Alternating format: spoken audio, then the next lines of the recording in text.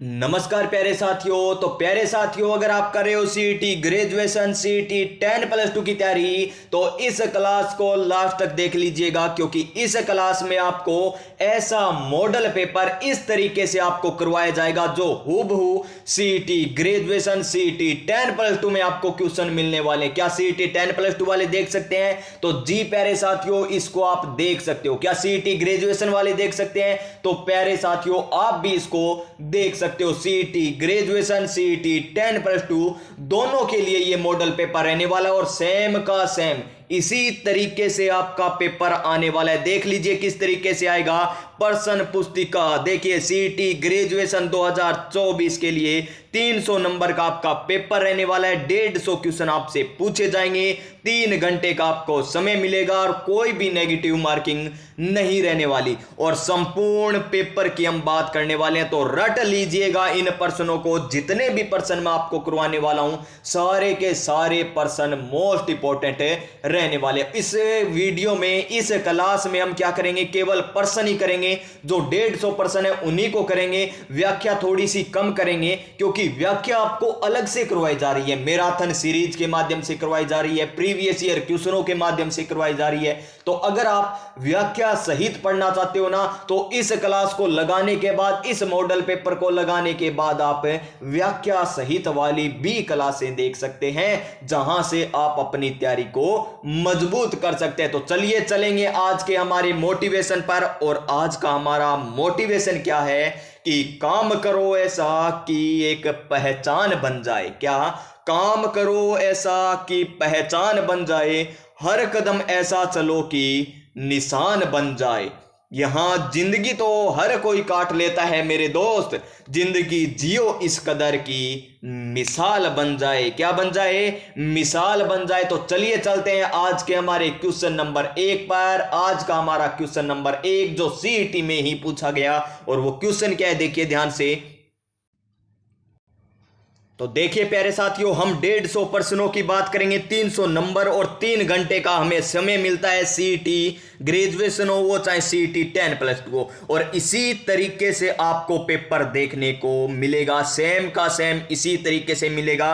एक तरफ आपको हिंदी मिलेगी, एक तरफ आपको इंग्लिश मिलेगी। तो देखिए पहला क्वेश्चन हमें क्या कह रहा है। क्वेश्चन नंबर 1 को ध्यान पूर्वक पढ़िएगा कि किस वर्ष अवध को ब्रिटिश साम्राज्य में विलय हुआ था। यानी किस वर्ष अवध का ब्रिटिश साम्राज्य में विलय हुआ, या ब्रिटिश साम्राज्य के द्वारा अवध को हड़प लिया गया था।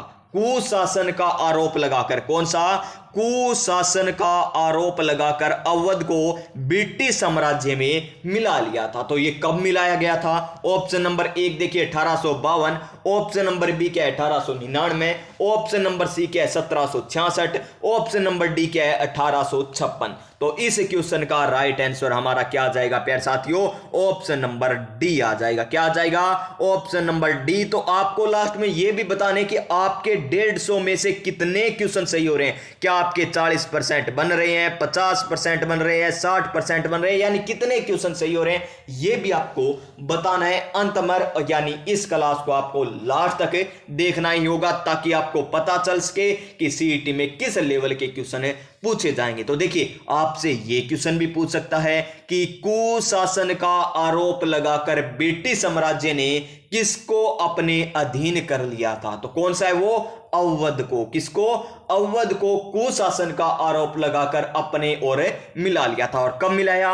1856 में। और इस समय कौन थे? लॉर्ड डलहौजी। डलहौजी के द्वारा यह काम किया गया था। डलहौजी के द्वारा ब्रिटिश साम्राज्य में अवध को मिलाया गया था। तो देखिए डलहौजी के बारे में बताया आपको, कुशासन और कब मिलाया गया, ये 3 बातें आपको बता दी है। तो चलिए इससे बाहर अवध से तो पूछागा नहीं कोई भी एग्जामिनर। तो चलिए नेक्स्ट क्वेश्चन, क्वेश्चन नंबर 2 क्या है? क्वेश्चन नंबर 2 कि निम्नलिखित में से कौन सा युग्म सुमलित नहीं है। क्या है? सुमलित नहीं है। बस इसी को ध्यान में दीजिए, सुमलित नहीं है, अन्यथा आप क्वेश्चन गलत कर दोगे। अगर आपने सुमलित देख लिया तो आपका आंसर गलत हो जाएगा। लेकिन आपको पहले क्वेश्चन पूरा का पूरा पढ़ना है अच्छे तरीके से, उसके बाद ही क्या देना है आपको?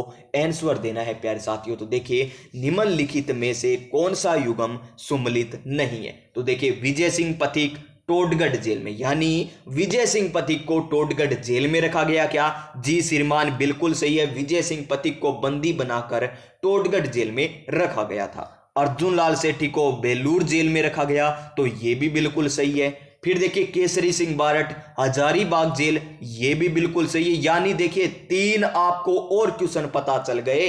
अगर अब एग्जामिनर आपसे पूछ ले सीईटी ग्रेजुएशन या सीईटी 10+2 2024 में कि विजय सिंह पथिक को बंदी बनाकर कौन सी जेल में रखा गया था, तो कौन सी जेल में रखा गया था? टोडगढ़ जेल में रखा गया था। अर्जुन लाल सेठी को कौन सी जेल में रखा गया था? वेलूर जेल में रखा गया था। और केसरी सिंह बारट को कौन सी जेल में रखा गया? हजारीबाग जेल में रखा गया। देखिए एक क्वेश्चन में आपको 3 क्वेश्चन और पता चल गए।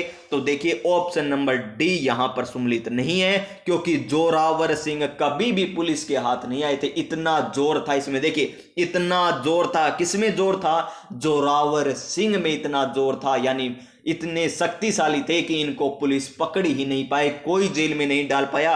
तो ये यहां पर क्या दे रखा है? गलत दे रखा है। तो ऑप्शन नंबर डी आ जाएगा इस क्वेश्चन का सही आंसर। तो प्यारे साथियों 2 क्वेश्चन हो चुके हैं। चलिए नेक्स्ट क्वेश्चन पर हम चलते हैं, क्वेश्चन नंबर 3 पर। राजस्थान महिला परिषद की स्थापना उदयपुर में 1947 में किसके द्वारा हुई थी? तो सबसे पहले है ना, आप क्वेश्चन में से क्वेश्चन निकालना सीखिए, तब भी आपका सिलेक्शन जल्दी होगा। प्यारे साथियों देखिए, राजस्थान महिला परिषद की स्थापना कहां पर हुई है? उदयपुर में हुई है। अब आपसे एग्जामिनर अगले एग्जाम में पूछ सकता है कि राजस्थान महिला परिषद की स्थापना कहां पर हुई थी? तो कहां पर हुई थी? उदयपुर में हुई थी। कहां पर? उदयपुर में। उदयपुर में हुई। और कब हुई? क्वेश्चन नंबर 2 ये हमें पता चल गया कि 1947 में हुआ। देखिए पहले नहीं 3 नंबर क्वेश्चन में आपको 2 क्वेश्चन मैंने क्वेश्चन में से ही बता दिए। क्या? कि राजस्थान महिला परिषद की स्थापना कहां पर हुई? तो उदयपुर में हुई थी। यह आपसे एग्जामिनर पूछ सकता है, या आपसे एग्जामिनर पूछ सकता है कि राजस्थान महिला परिषद की स्थापना उदयपुर में कब की गई थी? तो कब की गई? 1947 में की गई। तो देखिए क्वेश्चन में से 2 क्वेश्चन पता चल गए। तो आगे चलिए कि यह स्थापना किसके द्वारा की गई थी, यानी यह स्थापना हुई है ना, राजस्थान महिला परिषद की स्थापना किसके द्वारा की गई थी? तो ऑप्शन नंबर 1 देखिए Aruna Roy, option number B देखिए Indumati Goenka, option number C देखिए Durgavati Devi, option number D देखिए शांता त्रिवेदी। तो चलिए आपको मैं 1 सेकंड दे देता हूं ताकि आप आंसर सोच सको। तो चलिए आप आंसर सोचिए इसका क्या होगा। तो प्यारे साथियों आपने सोच ही लिया होगा। अगर आपने आंसर सोचा है ऑप्शन नंबर डी, तब तो आपका बिल्कुल सही है इसका आंसर। अगर आपने इन डी के अलावा शांता त्रिवेदी के अलावा कोई भी ऑप्शन चुना है, कोई भी आपने देखा है कि अरुणा राय है या दुर्गावती देवी है या इंदुमती गोयनका है, तो ये आपका क्वेश्चन क्या हो जाएगा?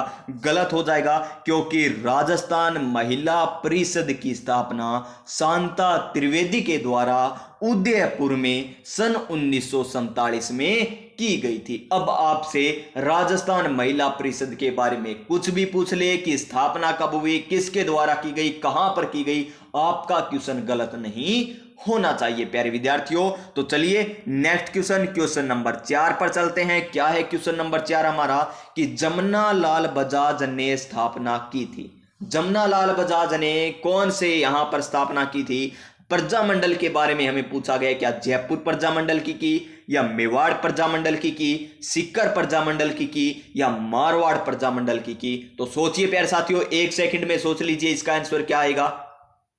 तो प्यारे साथियों अगर आपने सोचा इसका सही आंसर जयपुर प्रजामंडल, क्या सोचा है? जयपुर प्रजामंडल अगर आपने आंसर किया है तो आपका है बिल्कुल सही आंसर। क्या है? बिल्कुल सही आंसर। जमुना लाल जी बजाज का संबंध कौन से प्रजामंडल से है? जयपुर प्रजामंडल से है। और कपूरचंद पाटनी का भी जयपुर प्रजामंडल से है। और हीरालाल शास्त्री का संबंध किससे है? मेवाड़ प्रजामंडल से। और मारवाड़ प्रजामंडल से जय नारायण व्यास का संबंध है। यानी इस तरीके से आपको याद होना चाहिए। तो इस क्वेश्चन का राइट आंसर हमारा ऑप्शन नंबर ए हो जाएगा। थोड़ा सा आपको ये लग रहा होगा कि हम जल्दी जल्दी कर रहे हैं, तो प्यारे साथियों बिल्कुल भी जल्दी नहीं है। अब आपके एग्जाम का समय नहीं बचा, 150 क्वेश्चन करने हैं और साथ के साथ मुझे आपको बताना भी पड़ता है। तो हमें क्या करना है, 2 घंटे में ये क्लास पूरी करनी है कम से कम समय में, तो ताकि आप ज्यादा से ज्यादा क्लासें देख सके, ज्यादा से ज्यादा क्वेश्चन देख सके। तो चलिए नेक्स्ट क्वेश्चन, क्वेश्चन नंबर 5। भारतीय राष्ट्रीय कांग्रेस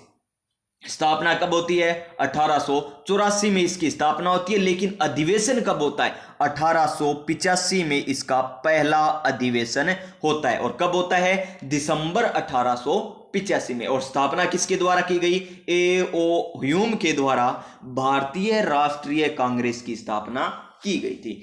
ने किस अधिवेशन से देशी रियासतों के स्वतंत्रता आंदोलन का समर्थन देना प्रारंभ किया था? यानी कौन सा ऐसा अधिवेशन हुआ था जिसमें स्वतंत्रता आंदोलन का समर्थन किसने किया? राष्ट्रीय कांग्रेस ने किया था, यानी भारतीय राष्ट्रीय कांग्रेस ने किया। क्या वो नागपुर का अधिवेशन था, या फिर वो हरिपुरा अधिवेशन था, या फिर अमृतसर अधिवेशन था, या लखनऊ अधिवेशन था? तो सोचिए इसका आंसर क्या होगा। तो प्यारे विद्यार्थियों, अगर आपने इसका आंसर ऑप्शन नंबर बी किया है तो आपका है बिल्कुल सही आंसर, यानी इस क्वेश्चन का आपका सही आंसर क्या हो जाएगा? ऑप्शन नंबर बी हो जाएगा। यानी हरिपुरा अधिवेशन में स्वतंत्रता आंदोलन का समर्थन भारतीय राष्ट्रीय कांग्रेस ने दिया था। प्यारे विद्यार्थियों, हरिपुरा अधिवेशन कब हुआ था? 1938 में हुआ था ना। 1938 में हरिपुरा अधिवेशन हुआ था। Next question, question number 6। अगर आपको है ना कमेंट करके अच्छे तरीके से बताना है ना आपके कितने क्वेश्चन सही हुए, तो आप एक बुक ले लीजिए और पेन ले लीजिए, उसमें लगाइए पहला सही है, दूसरा सही है, तीसरा सही है या चौथा गलत है। इस प्रकार आप आंसर भी लगाइए और बाद में कमेंट करके बता दीजिए कि आपके कितने क्वेश्चन सही हुए। तो चलिए नेक्स्ट क्वेश्चन, क्वेश्चन नंबर 6 हम देखते हैं क्या है। क्वेश्चन नंबर 6, ब्रिटिश भारत की राजधानी को कलकत्ता से दिल्ली स्थानांतरित करने के किए जाने के समय भारत के वायसराय कौन थे? देखिए, पहले राजधानी कौन थी ब्रिटिश भारत की? कलकत्ता भारत की राजधानी थी। कौन से भारत की? ब्रिटिश भारत की। फिर कहां स्थानांतरित कर दी गई? कलकत्ता से दिल्ली स्थानांतरित कर दी गई। क्या? भारत की राजधानी।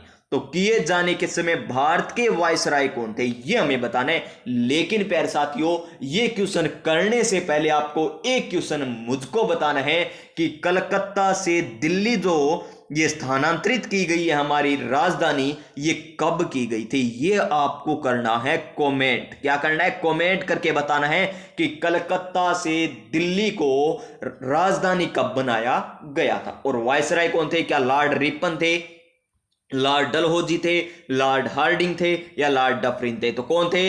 इसका आंसर सोचिए। तो प्यारे साथियों, अगर आपने इसका आंसर सोचा है ऑप्शन नंबर सी, तो आपने बिल्कुल सही सोचा। ऑप्शन नंबर सी हो जाएगा इस क्वेश्चन का सही आंसर। क्वेश्चन नंबर 7 क्या है? क्वेश्चन नंबर 7, खेड़ा किसान आंदोलन किन नेताओं के नेतृत्व में हुआ था? खेड़ा किसान आंदोलन किन नेताओं के नेतृत्व में हुआ?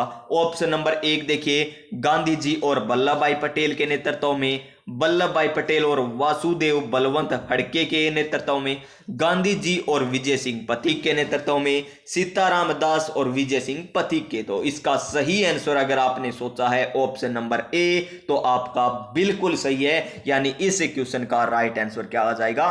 ऑप्शन नंबर ए आ जाएगा। क्या आ जाएगा? ऑप्शन नंबर ए आ जाएगा इस क्वेश्चन का सही answer. Next question, question number 8, और इसी प्रकार हम पढ़ेंगे प्यारे साथियों। और आपने सुना ही होगा क्या कि शिक्षा वह शक्तिशाली हथियार है, शिक्षा वह शक्तिशाली हथियार है जिससे आप दुनिया को बदल सकते हैं। किसको बदल सकते हैं? समाज को बदल सकते हैं, अपने परिवार को बदल सकते हैं, और दुनिया तक को आप बदल सकते हैं। यह ऐसा शक्तिशाली हथियार है। कौन सा? शिक्षा। तो देखिए, गद्दर जर्नल का पहला अंक किस भाषा में प्रकाशित हुआ था? ये क्या है? एक समाचार पत्र होगा। गद्दर जर्नल का पहला अंक है ना, वो कौन सी भाषा में प्रकाशित हुआ था? Option number A Urdu, option number B Marathi, option number C Punjabi, option number D Gujarati. तो इस क्वेश्चन का अगर आपने सही आंसर चुना होगा, ऑप्शन नंबर ए चुना है, तो आपका बिल्कुल सही है, यानी इस क्वेश्चन का सही आंसर ऑप्शन नंबर ए हो जाएगा, यानी गद्दर जनरल का पहला अंक है कौन सी भाषा में प्रकाशित हुआ? उर्दू भाषा में प्रकाशित हुआ था। तो चलिए चलेंगे हमारे नेक्स्ट क्वेश्चन नंबर 9 पर।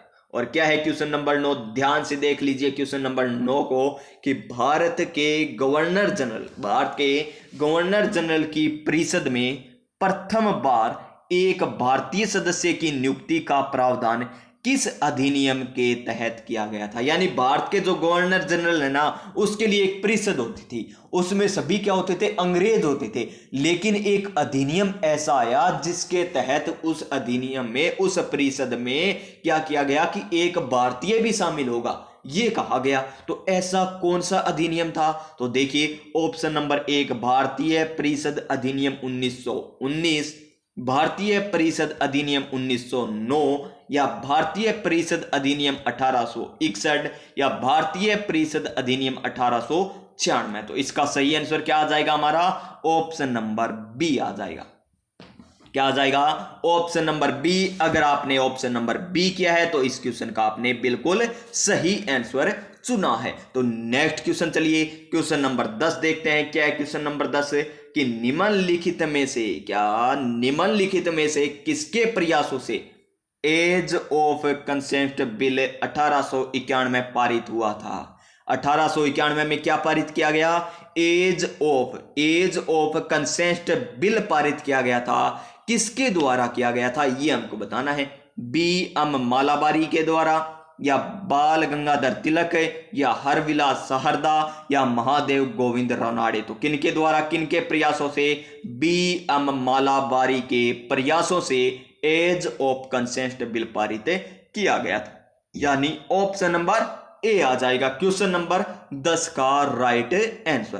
क्वेश्चन नंबर 11 क्या है? क्वेश्चन नंबर 11 1857 के विद्रोह के समय ठाकुर खुशहाल सिंह ने किस जगह विद्रोहियों का नेतृत्व किया था? ठाकुर खुशहाल सिंह ने, राजस्थान का क्वेश्चन आ गया। और 1857 की क्रांति का क्वेश्चन आ गया कि ठाकुर खुशहाल सिंह ने किस जगह विद्रोहियों का नेतृत्व किया था? जिन्होंने कौन कौन से युद्ध लड़े थे? चेलावास का युद्ध लड़ा था, और कौन सा युद्ध लड़ा था? और आउवा का युद्ध, बिथुड़ा का युद्ध लड़ा था। कौन सा? बिथुड़ा का युद्ध। और चेलावास को क्या कहते हैं? गोरों और कालों का युद्ध भी कहा जाता है। आपको बिल्कुल अच्छे तरीके से व्याख्या सहित करवा रखा है, जाकर देख लीजिए 1857 की क्रांति के क्वेश्चन प्यारे साथियों। क्या कोटा है आंसर, क्या नसीराबाद है, क्या आउवा है, क्या एरिनपुरा है? तो ठाकुर खुशहाल सिंह कहां के शासक थे? आउवा के थे, यानी ऑप्शन नंबर सी हो जाएगा इसका सही आंसर। क्या आ जाएगा? Option number C. अगर आपने सोचा इसका सही आंसर आउवा, तो आपका है बिल्कुल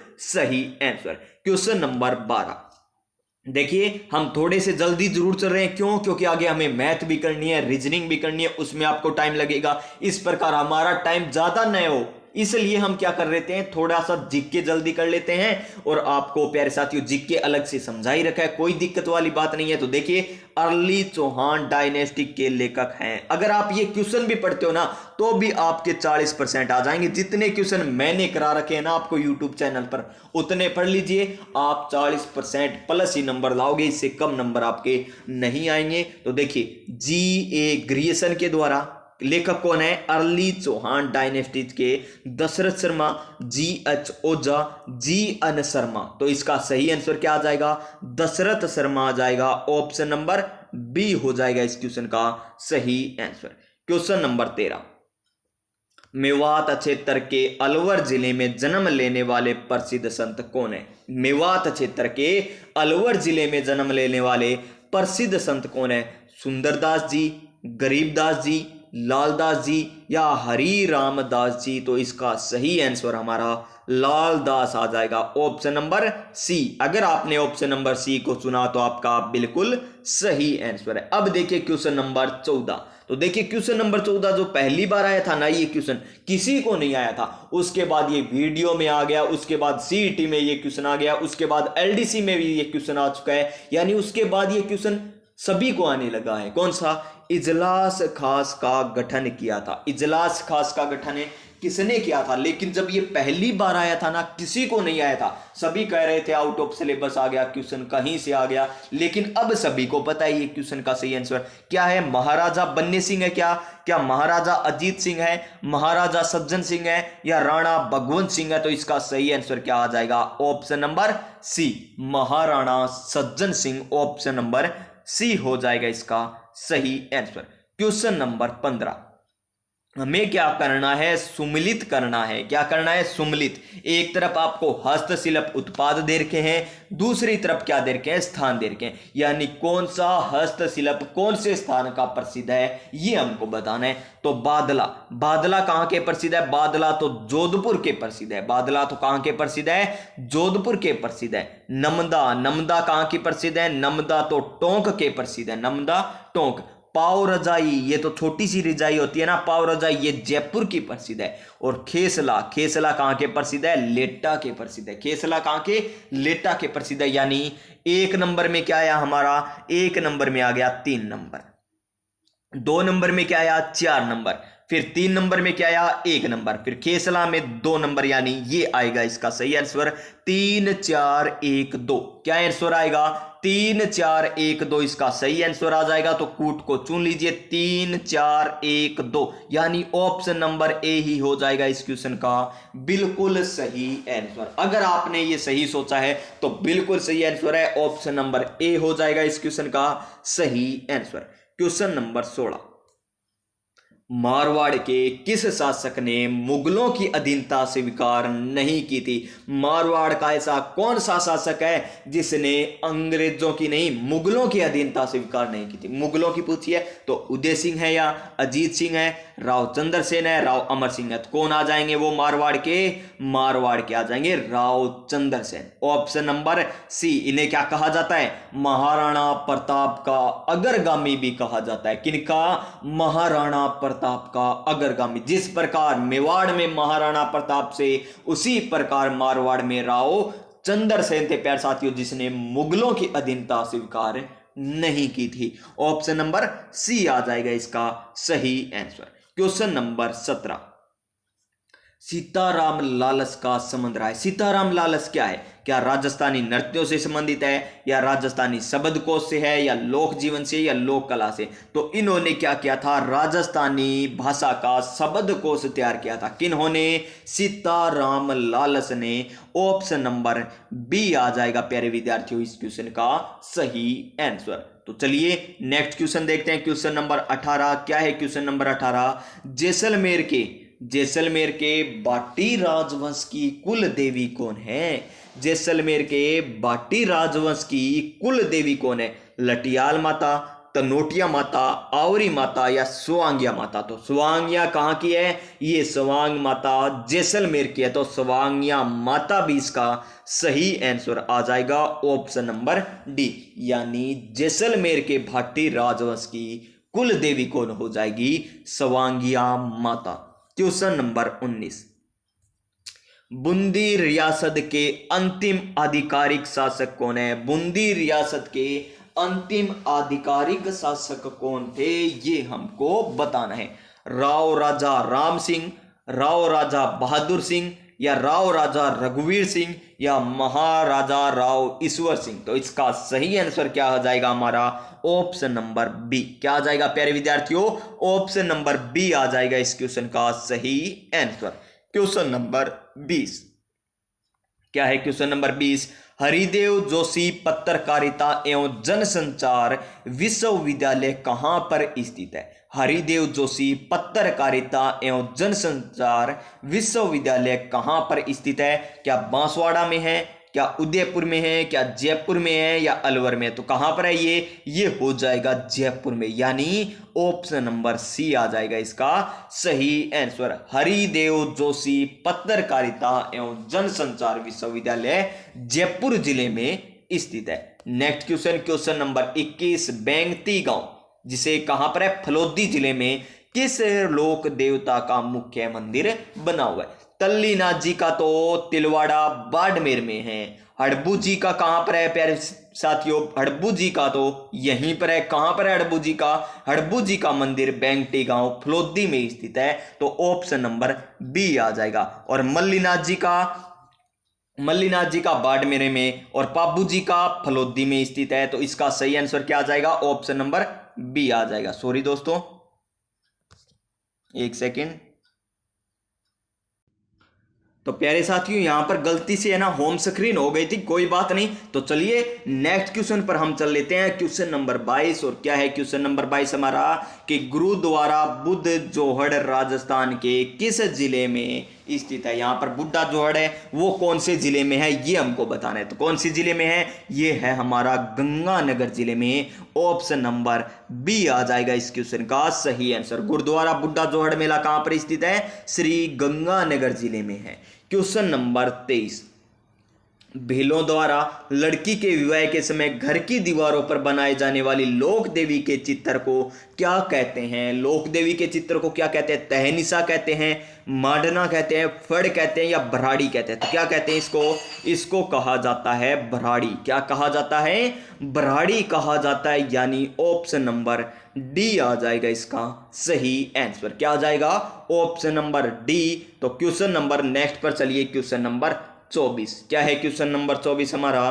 क्वेश्चन नंबर 24 है कि चित्तौड़गढ़ दुर्ग में या चित्तौड़गढ़ दुर्ग के प्रथम द्वार पांडन पोल के पास बने चबूतरे पर निम्न में से किसका स्मारक बना हुआ है? यानी पांडन पोल है ना, जो चित्तौड़गढ़ का प्रथम द्वार है, उस पर किसका चबूतरा बना हुआ है ये हमें बताना है। चबूतरे के पास किसका स्मारक बना हुआ है ये हमको बताना है। तो जयमल राठौड़, पत्ता सिसोदिया, कल्ला राठौड़, या रावत बाघ सिंह? तो इसका सही आंसर क्या आ जाएगा हमारा? रावत बाघ सिंह आ जाएगा। यहां पर इनका स्मारक बना हुआ है। कहां पर?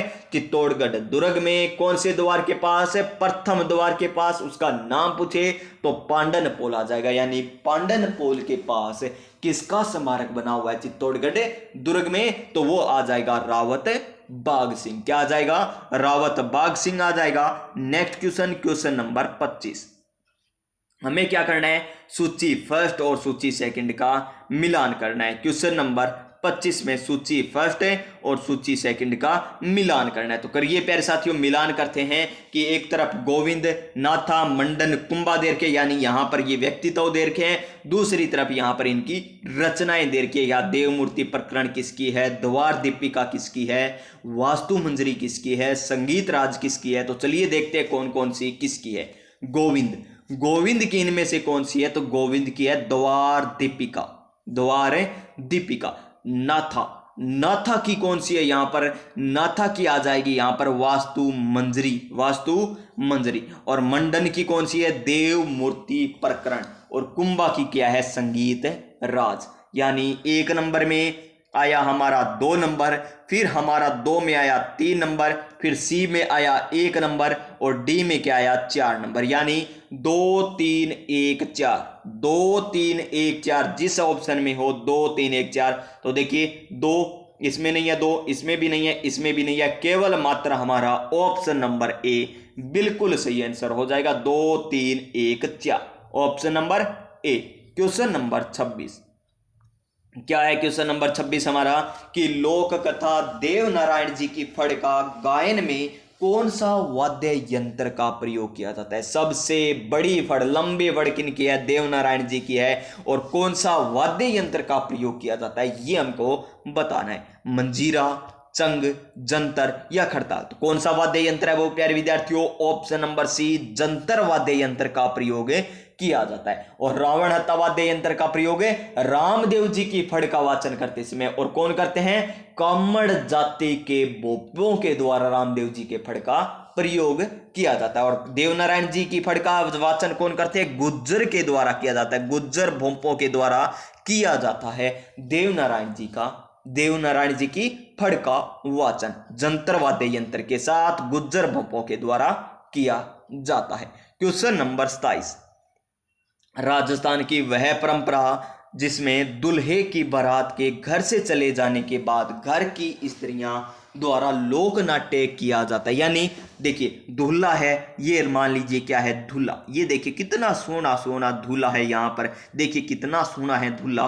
तो ये दूल्हा, इस पे पगड़ी भी बांध दीजिए, ये सेहरा बांध दीजिए। तो ये क्या है, ये वधू के घर पे गया, किसको लाने, वधू को लाने गया। यानी ये घर से तो चला गया, लेकिन अपने घर पर कुछ क्या रहती है, महिलाएं रहती है, उनके द्वारा एक नाटक प्रस्तुत किया जाता है। जब दुल्हा यानी उनका बेटा एक बहू को लाने जाता है, तब घर पर क्या किया जाता है, नाटक किया जाता है। उस नाटक को क्या कहते हैं, स्वांग कहते हैं क्या, तो ख्याल कहते हैं क्या, रम्मत कहते हैं या टूटिया कहते हैं। तो उसे कहते हैं टूटिया रस्म। कौन सी रस्म होती है, ये टूटिया। इसी तरीके से किया जाता है कि जिस प्रकार शादी हो रही है, वधू को घर पे लाया जाएगा, किस प्रकार कार्यक्रम होगा, उसे नाटक के रूप में प्रस्तुत किया जाता है, उसे क्या कहते हैं, टूटिया कहते हैं। स्वांग कहां का प्रसिद्ध है, स्वांग तो भीलवाड़ा का प्रसिद्ध है, और इसके प्रमुख कलाकार कौन है, जानकी लाल भांड। और ख्याल कहां की प्रसिद्ध है, जयपुर की प्रसिद्ध है। और रम्मत है बीकानेर और जैसलमेर की प्रसिद्ध है, रम्मत बीकानेर और जैसलमेर की प्रसिद्ध है। Next question, question number 28। सन 1907 में चूरू में स्वामी गोपाल दास जी ने कौन सी सभा की स्थापना की थी। तो कौन सी है वो देख लीजिए पहले, उसके बाद आपको और क्वेश्चन भी पता चलेंगे। बाल भार सभा, देश हितैषणी सभा, सर्वहितकारिणी सभा या परोपकारिणी सभा। तो इसका सही आंसर क्या आ जाएगा प्यारे विद्यार्थियों, ऑप्शन नंबर सी, सर्वहितकारिणी सभा। तो अब देखिए, सर्वहितकारिणी सभा की स्थापना किनके द्वारा की गई थी, स्वामी गोपाल दास जी के द्वारा की गई थी। एक नंबर क्वेश्चन, सर्वहितकारिणी सभा की स्थापना कहां पर की गई थी, 2 नंबर क्वेश्चन, चूरू जिले में की गई थी। 3 नंबर क्वेश्चन कि सर्वहितकारिणी सभा की स्थापना कब की गई थी, तो 1907 में की गई थी। अब आपसे एग्जामिनर क्वेश्चन पूछ सकता है कि निम्न में से कौन सा कथन असत्य है।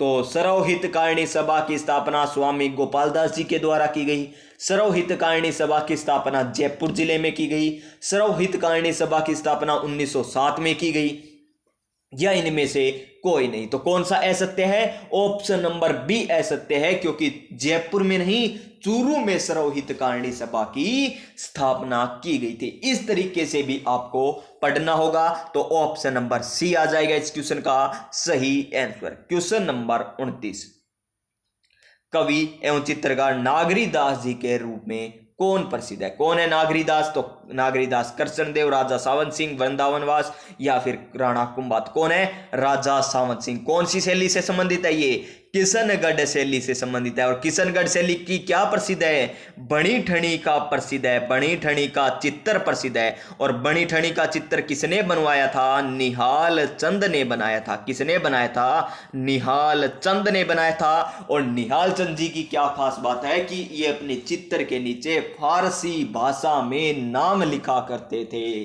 कौन सी भाषा में, फारसी भाषा में अपना नाम लिखा करते थे। कौन, निहाल चंद जी। और बणी ठणी को भारत की मोनालिसा किसके द्वारा किया गया था, कहा गया था, वो कहा गया था एरिक डिक्सन के द्वारा। किसके द्वारा, एरिक डिक्सन के द्वारा भारत की मोनालिसा बणी ठणी के चित्र को कहा गया था। तो याद है ना, एरिक डिक्सन और फयाज अली, प्रकाश में लाने का श्रेय कौन सी शैली को, किशनगढ़ शैली को जाता है प्यारे साथियों। तो यहां पर नागरीदास कौन हो जाएंगे, सावंत सिंह हो जाएंगे। Next question, question number 30, Jaidayal Soni और चेतराम जी का संबंध किससे है। जयदयाल सोनी और चेतराम जी का संबंध कौन सी ख्याल से है, क्या तुर्रा कलंगी ख्याल से, जयपुरी ख्याल से, शेखावाटी ख्याल से, हेला ख्याल से। तो सबसे पहले आपको पता होना चाहिए ख्याल कहां कहां की प्रसिद्ध है। तुर्रा करंगी ख्याल तो कहां की प्रसिद्ध है, चित्तौड़गढ़ की प्रसिद्ध है। जयपुरी ख्याल कहां की प्रसिद्ध है, जयपुर की प्रसिद्ध है। शेखावाटी ख्याल कहां की प्रसिद्ध है, शेखावाटी क्षेत्र। शेखावाटी क्षेत्र बोले तो चूरू, झुंझुनू, सीकर, नीम का थाना जो नया जिला बना है, इनमें शेखावाटी क्षेत्र है। और हेला ख्याल तो लाल सोट दौसा की प्रसिद्ध है। हमें बताना है कि जयदयाल सोनी और चेतराम जी का संबंध किससे है। तो इसका सही आंसर क्या आ जाएगा, option number A. Option number A Turra Kalangi Khyal, और तुर्रा भगवान शिव को, कलंगी माता पार्वती को यहां पर डिनोट यानी दर्शाता है प्यारे साथियों। तुर्रा तो भगवान शिव को और कलंगी माता पार्वती को यहां पर दर्शाता है। नेक्स्ट क्वेश्चन, क्वेश्चन नंबर 31 क्या है? करपाल सिंह शेखावत जी का संबंध किस कला से है? करपाल सिंह शेखावत जी का संबंध किससे है? थेवा कला से, कुंदन कला से, टेराकोटा से या बल्यू पोट्री से? तो करपाल सिंह शेखावत जी का संबंध किससे है? इनका संबंध है बल्यू पोट्री से। किससे है? बल्यू पोट्री से, यानी option number D. Blue pottery पूछे तो कहां की प्रसिद्ध है? जयपुर की प्रसिद्ध है। कागजी पोट्री पूछे तो कहां की प्रसिद्ध है? अलवर की प्रसिद्ध है। और ब्लैक पोट्री पूछे तो कहां की प्रसिद्ध है? कोटा की प्रसिद्ध है। और थेवा कला पूछे तो कहां की प्रसिद्ध है? प्रतापगढ़ की प्रसिद्ध है। और टेराकोटा कहां के प्रसिद्ध है? मोलेला राजमंद के प्रसिद्ध है। टेराकोटा मोलेला राजमंद के प्रसिद्ध है। और कुंदन कला कहां की प्रसिद्ध है? कर दीजिए कमेंट प्यारे साथियों। दूसरा क्वेश्चन पूछ रहा हूं मैं। एक क्वेश्चन आपसे मैंने पहले पूछा था कि कलकत्ता से दिल्ली को राजधानी कब बनाया गया था ब्रिटिश भारत में, ये आपको बताना है। और क्वेश्चन नंबर 2 कि कुंदन कला कहां की प्रसिद्ध है, ये आपको बताना है। और लास्ट क्लास होने के बाद एक और आपको क्या जवाब देना है कि आपके कितने क्वेश्चन सही हुए थे, कितने क्वेश्चन सही हुए थे प्यारे साथियों, ये भी आपको बताना है। नेक्स्ट क्वेश्चन, क्वेश्चन नंबर 32, निम्नलिखित में से कौन सा युद्ध वर्ष सही सुमेलित नहीं है? अगर प्यारे साथियों अभी तक हमने 31 क्वेश्चन किए और आपके क्वेश्चन मान लीजिए अभी तक क्वेश्चन 25 प्लस सही हुए हैं, कुछ के 20 हुए होंगे, कुछ के क्वेश्चन 27 क्वेश्चन, लेकिन 20 वाले को घबराना नहीं है कि मेरे क्वेश्चन कम हुए हैं, ये आपको घबराने की जरूरत नहीं है अभी भी प्यारे साथियों। आप आने वाली क्लासों को देख लीजिए, आपके 40% प्लस ही नंबर आएंगे, कम नहीं आएंगे, क्योंकि आपको हौसला रखना है। और हौसले पे मुझे एक बात याद आ गई, कौन सी? कि रख हौसला वो मंजर भी आएगा, प्यासे के पास चलकर समंदर भी आएगा, थक कर ना बैठे मंजिल के मुसाफिर, मंजिल भी मिलेगी और मंजिल पाने का मजा भी आएगा। जी हाँ प्यारे साथियों, थक कर मत बैठिए, अभी भी आप, मंजिल जरूर मिलेगी और मंजिल पाने का मजा भी आने वाला है। तो चलिए क्वेश्चन नंबर 32 हम देखते हैं, हमें क्या बताना है कि कौन सा सुमेलित नहीं है। खातौली का युद्ध 1517 में हुआ था क्या श्रीमान? बिल्कुल सही है, 1517 में खातौली के खाली बूंदी खाली यानी बूंदी जिले में हुआ था। खानवा का युद्ध 1527 में हुआ था। सोमेलगिरी 1562, गलत है, सामेलगिरी का युद्ध तो 1544 में हुआ था। हरमाड़ा का युद्ध 1557 में, तो कौन सा सुमेलित नहीं है? ऑप्शन नंबर सी इस क्वेश्चन का सही आंसर आ जाएगा। क्वेश्चन नंबर 33 क्या है? क्वेश्चन नंबर 33, निम्नलिखित में से किस पुरातात्विक स्थल से यूनानी शाखा मिनांडर है की मुद्राएं प्राप्त हुई? यानी यूनानी शाखा मिनांडर की मुद्राएं कहां से प्राप्त हुई है? बालाथल से, गणेश्वर से, बेराट से या फिर आहड़ से? तो कहां से प्राप्त हुई है हमें? ये प्राप्त हुई है बेराट से। कहां से? बेराट से। और बेराट वर्तमान में कौन से जिले में है? कोटपुतली बहरोड जिले में। तो बेराट जयपुर पहले कौन सी नदी के किनारे? बाणगंगा नदी के किनारे। ऑप्शन नंबर सी आ जाएगा इसका सही आंसर। क्वेश्चन नंबर 34 क्या है? फतुहात ए आलमगिरी। फतुहात ए आलमगिरी के लेखक कौन है? तो फिरोज शाह तुगलक, ईश्वरदास नागर, औरंगजेब या दारा शिकोह है? तो इसका सही आंसर क्या आ जाएगा? Option number D Dara Shikoh है। Option number D Dara Shikoh आ जाएगा इसका बिल्कुल सही आंसर। फतुहात ए आलमगिरी की स्थापना की गई थी। Next question, Rajasthan school of arts की स्थापना किसके द्वारा की गई थी? तो राव सवाई जयसिंह के द्वारा, महाराजा सवाई राम सिंह द्वितीय के द्वारा या मान सिंह प्रथम के द्वारा या मिर्जा राजा जयसिंह के द्वारा? तो किसके द्वारा की गई थी? महाराजा सवाई राम सिंह द्वितीय के द्वारा की गई थी राजस्थान स्कूल ऑफ आर्ट्स की स्थापना। नेक्स्ट क्वेश्चन, क्वेश्चन नंबर 36 क्या है? क्वेश्चन नंबर 36, पंजाब के मैदानी इलाकों से मानसून पीछे हटने लगता है। पंजाब का जो मैदानी इलाके है ना, वहां से मानसून कब पीछे हटने लगता है? मध्य जुलाई में, मध्य अक्टूबर में, मध्य सितंबर में या दिसंबर में? तो इसका सही आंसर क्या आ जाएगा? मध्य सितंबर में। क्या? मध्य सितंबर में। ऑप्शन नंबर सी हो जाएगा इसका सही आंसर। देखिए बहुत ही शानदार क्वेश्चन है, अलग टाइप के क्वेश्चन आपको लग रहे होंगे जो आपने पहले नहीं पढ़े हैं। कुछ क्वेश्चन तो ऐसे हैं, कुछ क्वेश्चन ऐसे हैं जो आपको बहुत ही आसान लगे, कुछ क्वेश्चन ऐसे हैं जो आपको मॉडरेट लगे हैं, कुछ क्वेश्चन आपको आए नहीं होंगे। तो प्यारे साथियों, इसी प्रकार आपसे क्वेश्चन पूछे जाएंगे सीईटी एग्जाम में। तो इस क्लास को प्यारे साथियों अंत तक जरूर लगा लेना, ताकि आपको लेवल का सभी का पता चल सके। इंडिया जीके किस प्रकार आता है, इंडियन पॉलिटी किस प्रकार आती है, राजस्थान जीके किस प्रकार आता है, Hindi, English, math, reasoning, computer science किस लेवल की और इकोनॉमिक्स किस लेवल की आती है, ये आपको पता चल सके। नेक्स्ट क्वेश्चन, भारत का प्रधान देशांतर निम्नलिखित में से किस राज्य से नहीं गुजरता है? प्रधान देशांतर निम्नलिखित में से किस राज्य से नहीं गुजरता? उत्तर प्रदेश से गुजरता है क्या? फिर देखिए नेक्स्ट, मध्य प्रदेश से गुजरता है, छत्तीसगढ़ से गुजरता है, तमिलनाडु से प्रधान रेखा समांतर रेखा नहीं गुजरती, यानी ऑप्शन नंबर डी आ जाएगा इसका सही आंसर। क्वेश्चन नंबर 38, निम्नलिखित में से कौन सा सही सुमेलित नहीं है?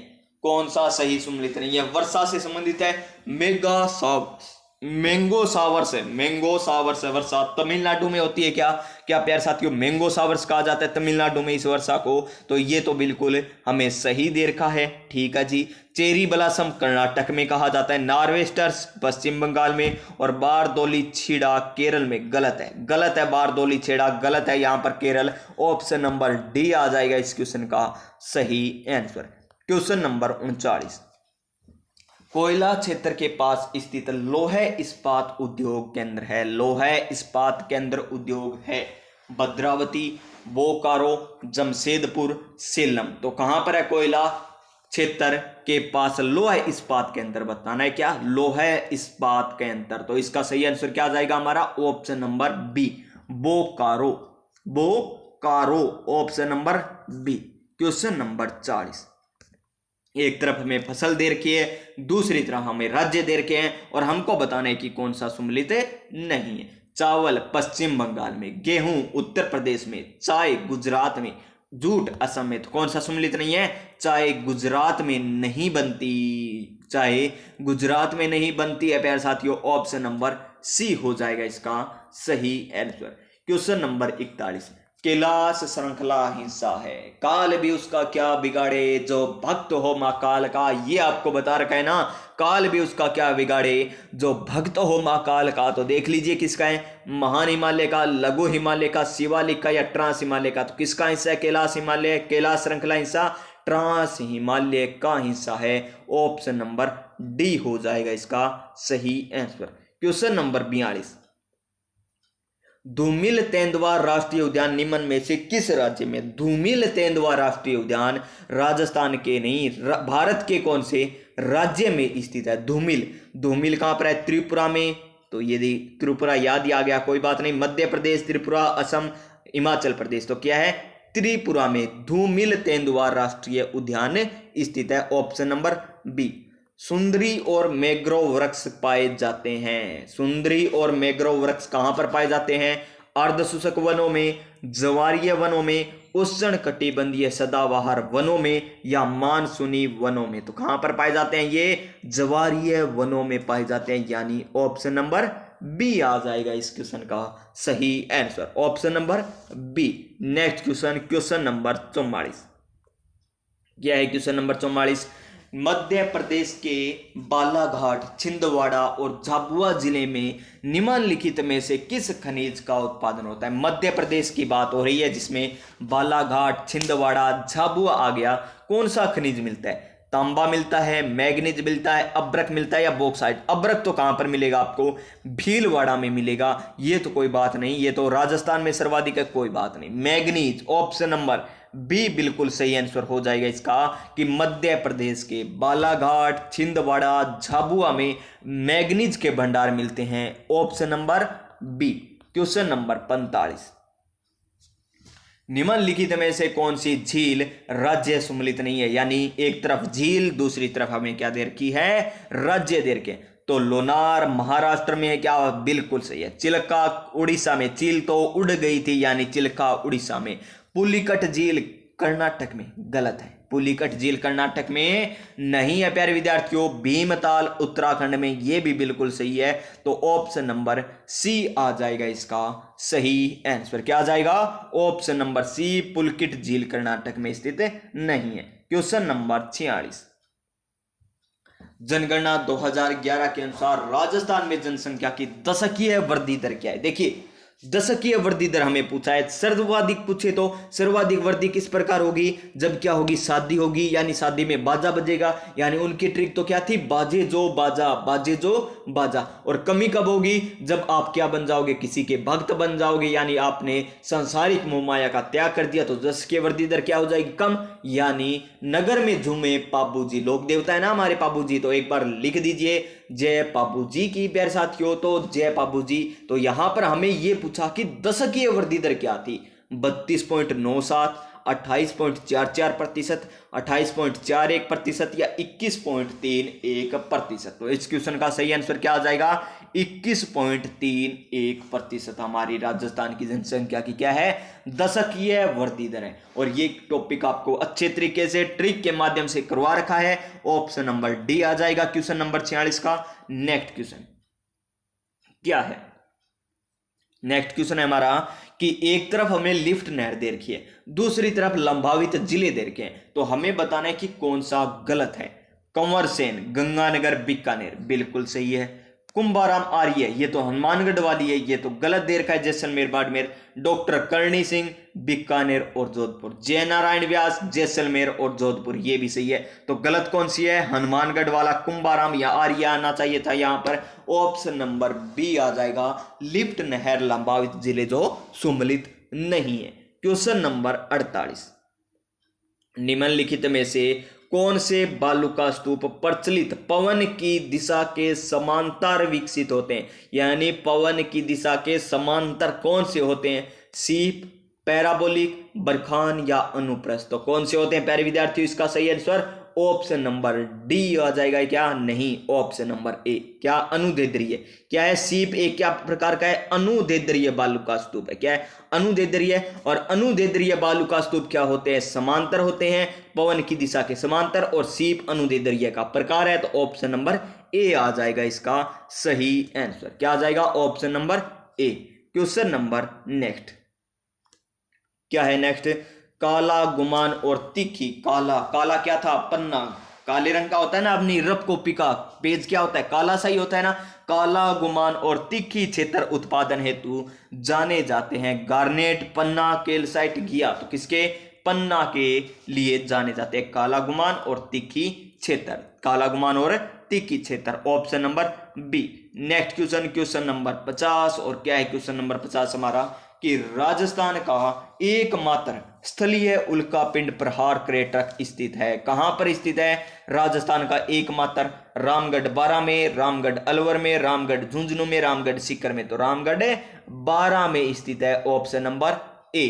क्वेश्चन नंबर 51, क्या दे रखा है? हमें एक तरफ वन्य जीव अभ्यारण्य दे रखे हैं, दूसरी तरफ जिले दे रखे हैं। हमें बताना है कि कौन सा सम्मिलित नहीं है। तो देख लीजिए, सोरसेन 12 में, बिल्कुल सही। वन विहार धौलपुर में स्थित है। बंद बेराठा भरतपुर में स्थित है। और केसर बाग भी धौलपुर में स्थित है, न कि उदयपुर में। तो कौन सा गलत दे रखा है हमें? ऑप्शन नंबर डी, केसर बाग, जो कहां पर है? धौलपुर जिले में, न कि उदयपुर जिले में है। तो next question, question number 52, Koppen की जलवायु वर्गीकरण के अनुसार, आपको पता है ना कोपेन की जलवायु वर्गीकरण के अनुसार, ये मान लीजिए हमारा राजस्थान का क्या है? प्यारा सा मैप है। थोड़ा सा रफली मान लीजिए इसी प्रकार आपको राजस्थान का देखने को मिलेगा। ये लीजिए, मान लीजिए ये राजस्थान है। तो देखिए, हमें बताना है कि जालोर, सीकर, नागौर, झुंझुनू में क्या आते हैं। तो यहां पर तो क्या आता है? यहां पर बात करें, देखिए यहां पर ये तो आता है BWHW,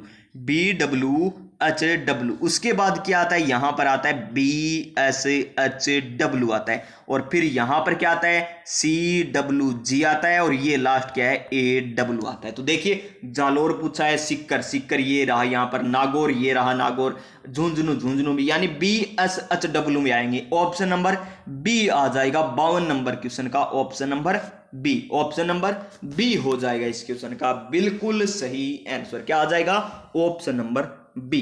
next question, question number 53, हमें क्या बताना है? ऊंचाई के आधार पर अवरोही क्रम बताना है। क्या बताना है? अवरोही, यानी अवरोही क्रम क्या होता है? बड़े से छोटे की ओर। क्या होता है? सॉरी, अवरोही क्रम क्या होता है? बड़े से छोटे की ओर। बड़े से छोटे की ओर हमें चलना है, बड़े से छोटे की ओर चलेंगे। तो देखिए इसकी ट्रिक क्या थी? गुरु से किसे? गुरु से दिल जरा अंचल कम लगा, गुरु से दिल जरा अंचल कम लगा, यानी जरा आएगा पहले, सबसे पहले सज्जनगढ़ है, जरगा है, जरगा है, ठीक है, जरगा जरगा दो में है, और रघुनाथगढ़ है। तो इसमें क्या आएगा? ये दो तो ऑप्शन कट गए, रघुनाथगढ़ और सज्जनगढ़ वाले, बचे कौन से? जरगा वाले। अब देखिए रघुनाथगढ़ बड़ा है या लीलागढ़ बड़ा है? तो रघुनाथगढ़ बड़ी है, फिर सज्जनगढ़ है, फिर लीलागढ़ है। तो ऑप्शन नंबर बी आ जाएगा हमारा बिल्कुल सही आंसर, बड़े से छोटे की ओर क्रम। क्वेश्चन नंबर 14, क्या है क्वेश्चन नंबर 14? मानसून 2021 के दौरान निम्न में से किस जिले में असामान्य यानी सामान्य से 60% से ज्यादा वर्षा हुई थी? 60% से ज्यादा वर्षा कहां पर हुई? बांसवाड़ा में, सीकर में, चूरू में या बाड़मेर में? कहां पर हुई?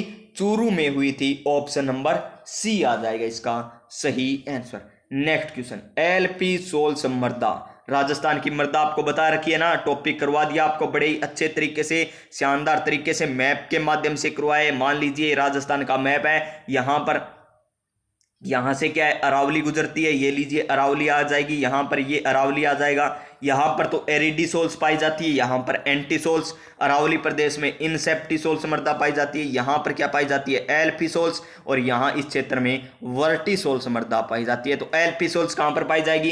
कोटा बारा में? क्या नहीं, जयपुर, दौसा, अलवर में पाई जाएगी। जयपुर यहां पर रहा, अलवर यहां पर रहा, दौसा यहां पर, यानी जयपुर, दौसा, अलवर में पाई जाएगी आपकी कौन सी? एल्फिसोल्स मृदा। ऑप्शन नंबर ए आ जाएगा इसका सही आंसर। क्वेश्चन नंबर 56, क्या है? निम्नलिखित में से किस जिले में अधिकतम आरक्षित वन पाए जाते हैं? अधिकतम आरक्षित वन क्षेत्र कौन सा है, ये हमको बताना है। सिरोही, उदयपुर, करौली, बारा। तो इसका सही आंसर क्या आ जाएगा हमारा? Option number B, Udaipur. Option number B, Udaipur इसका बिल्कुल सही आंसर आ जाएगा, जहां पर सर्वाधिक क्या मिलेंगे आपको? आरक्षित वन देखने को मिलेंगे। नेक्स्ट क्वेश्चन, देहद येलो किस फसल की उन्नत किस्म है? दोहद येलो कौन सी है? गन्ना की है, चना की है, गेहूं की है, मूंगफली की है? तो इसका सही आंसर क्या आ जाएगा हमारा? चना की। दोहद येलो किसकी है? चना की। ऑप्शन नंबर बी हो जाएगा मेरे प्यारे विद्यार्थियों इसका सही आंसर। क्वेश्चन नंबर 58, क्या है क्वेश्चन नंबर 58? जनगणना टॉपिक से है और आपको करवा भी रखा है व्याख्या सहित ये टॉपिक। तो जनगणना 2011 के अनुसार राजस्थान के किन जिलों में अनुसूचित जनजाति का जिला की अनुसूचित जनजाति के जिलों की कुल जनसंख्या में प्रतिशत में सबसे कम पाई जाती है? यानी अनुसूचित जनजाति के बारे में बताना है, कौन से जिले में प्रतिशत के हिसाब से सबसे कम पाई जाती है? तो कौन से में पाई जाती है प्यारे विद्यार्थियों? ये पाई जाती है बिना, याद है ना, बिना चूरमा श्री हनुमान ट्रिक थी, तो बीना, ये लीजिए बीना। ऑप्शन नंबर सी आ जाएगा इसका सही answer. Option number C. Question number 59, निम्नलिखित में से कौन सा जिला राजस्थान के अधिकतम फेल्सपार का उत्पादक है? फेल्स यानी क्या हुआ? वो फेल हो गया, फेल्स से फेल याद रखेंगे कौन? मुकेश यानी मुकरेश। और मुकरेश क्षेत्र कहां पर है? अजमेर में। मुकेश क्या हुआ था? फेल हो गया था, यानी अजमेर जिले में फेल्सपार के भंडार पाए जाते हैं। ऑप्शन नंबर ए आ जाएगा इसका सही आंसर।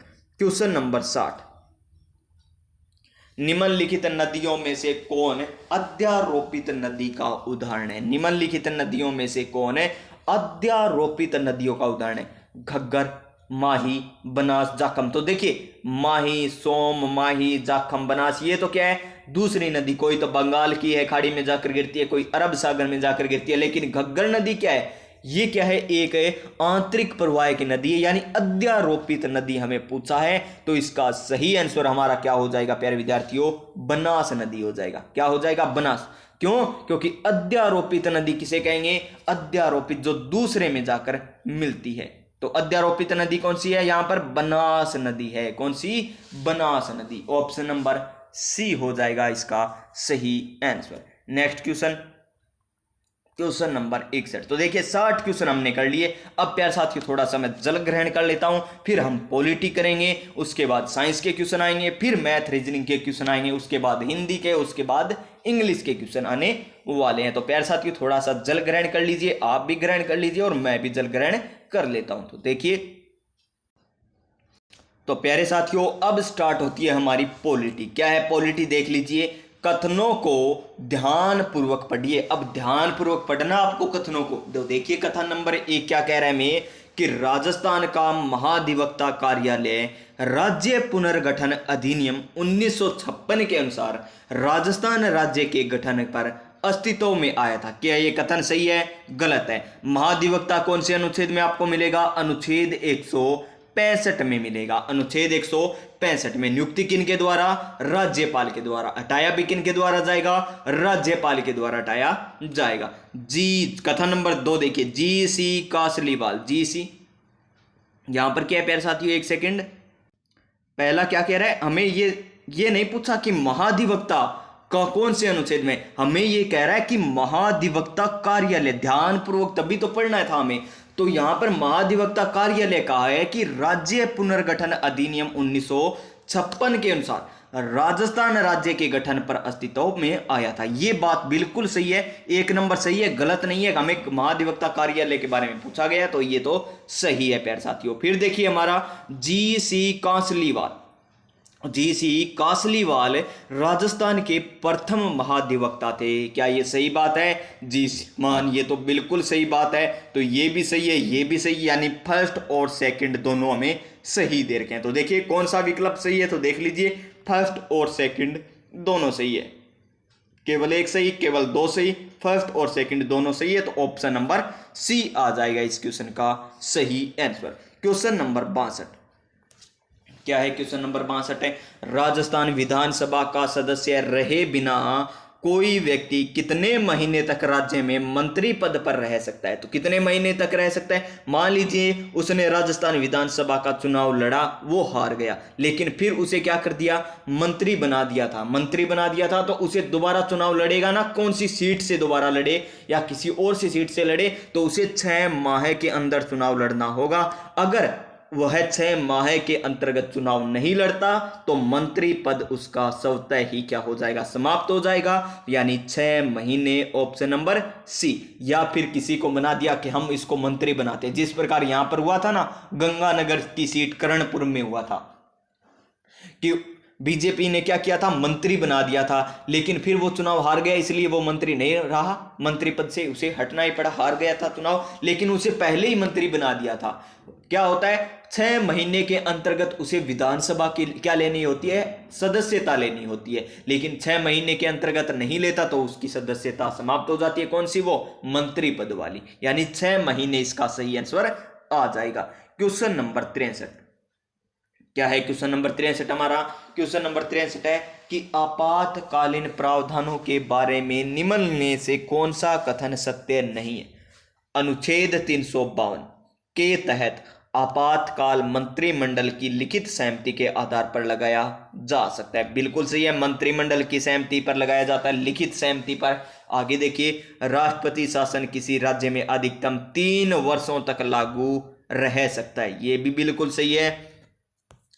कौन सा कथन सत्य नहीं है, ये हमें बताना है। फिर देखिए क्या कह रहा है, राष्ट्रपति शासन राजस्थान में 4 बार लागू हो चुका है। बिल्कुल सही है, 4 बार। और राज्यपाल कौन थे उन समय? संपूर्ण वेद रघु रेड्डी। ये ट्रिक है ना, संपूर्ण वेद रघु रेड्डी। संपूर्णानंद वेद त्यागी आ जाए, रघुनाथ तिलक आ जाएगा, रेड्डी से रेड्डी आ जाएंगे यहाँ पर। फिर देखिए 42वें संविधान संशोधन द्वारा सशस्त्र विद्रोह शब्द जोड़ा गया था। गलत है, ये सशस्त्र विद्रोह शब्द 42वें संविधान संशोधन द्वारा नहीं जोड़ा गया। ऑप्शन नंबर डी आ जाएगा इसका सही आंसर। क्वेश्चन नंबर 63 में क्या आ जाएगा? ऑप्शन नंबर डी, जो सत्य नहीं है। नेक्स्ट क्वेश्चन नंबर हमारा 64 क्या है? क्वेश्चन नंबर 64 देखिए, अभी नाम बदलाता है ना इसका। अटल सेवा केंद्र का नया नाम क्या कर दिया गया है? तो अटल सेवा केंद्र का नया नाम क्या कर दिया गया था? राजीव गांधी सेवा केंद्र। राजीव गांधी सेवा केंद्र। ऑप्शन नंबर डी आ जाएगा इसका सही आंसर। क्वेश्चन नंबर 65 क्या है क्वेश्चन नंबर 65 हमारा कि वर्तमान में राजस्थान उच्च न्यायालय में न्यायाधीशों की संख्या कितनी है। कितनी है न्यायाधीशों की संख्या राजस्थान उच्च न्यायालय में, और वर्तमान में कौन है? एम श्रीवास्तव है या और है प्यारे विद्यार्थियों? मनिंदर मोहन है या कौन है? ये कमेंट करके बताइए। कल ही आपको क्लास करवाई थी, ये तो कल नहीं परसों करवाई थी।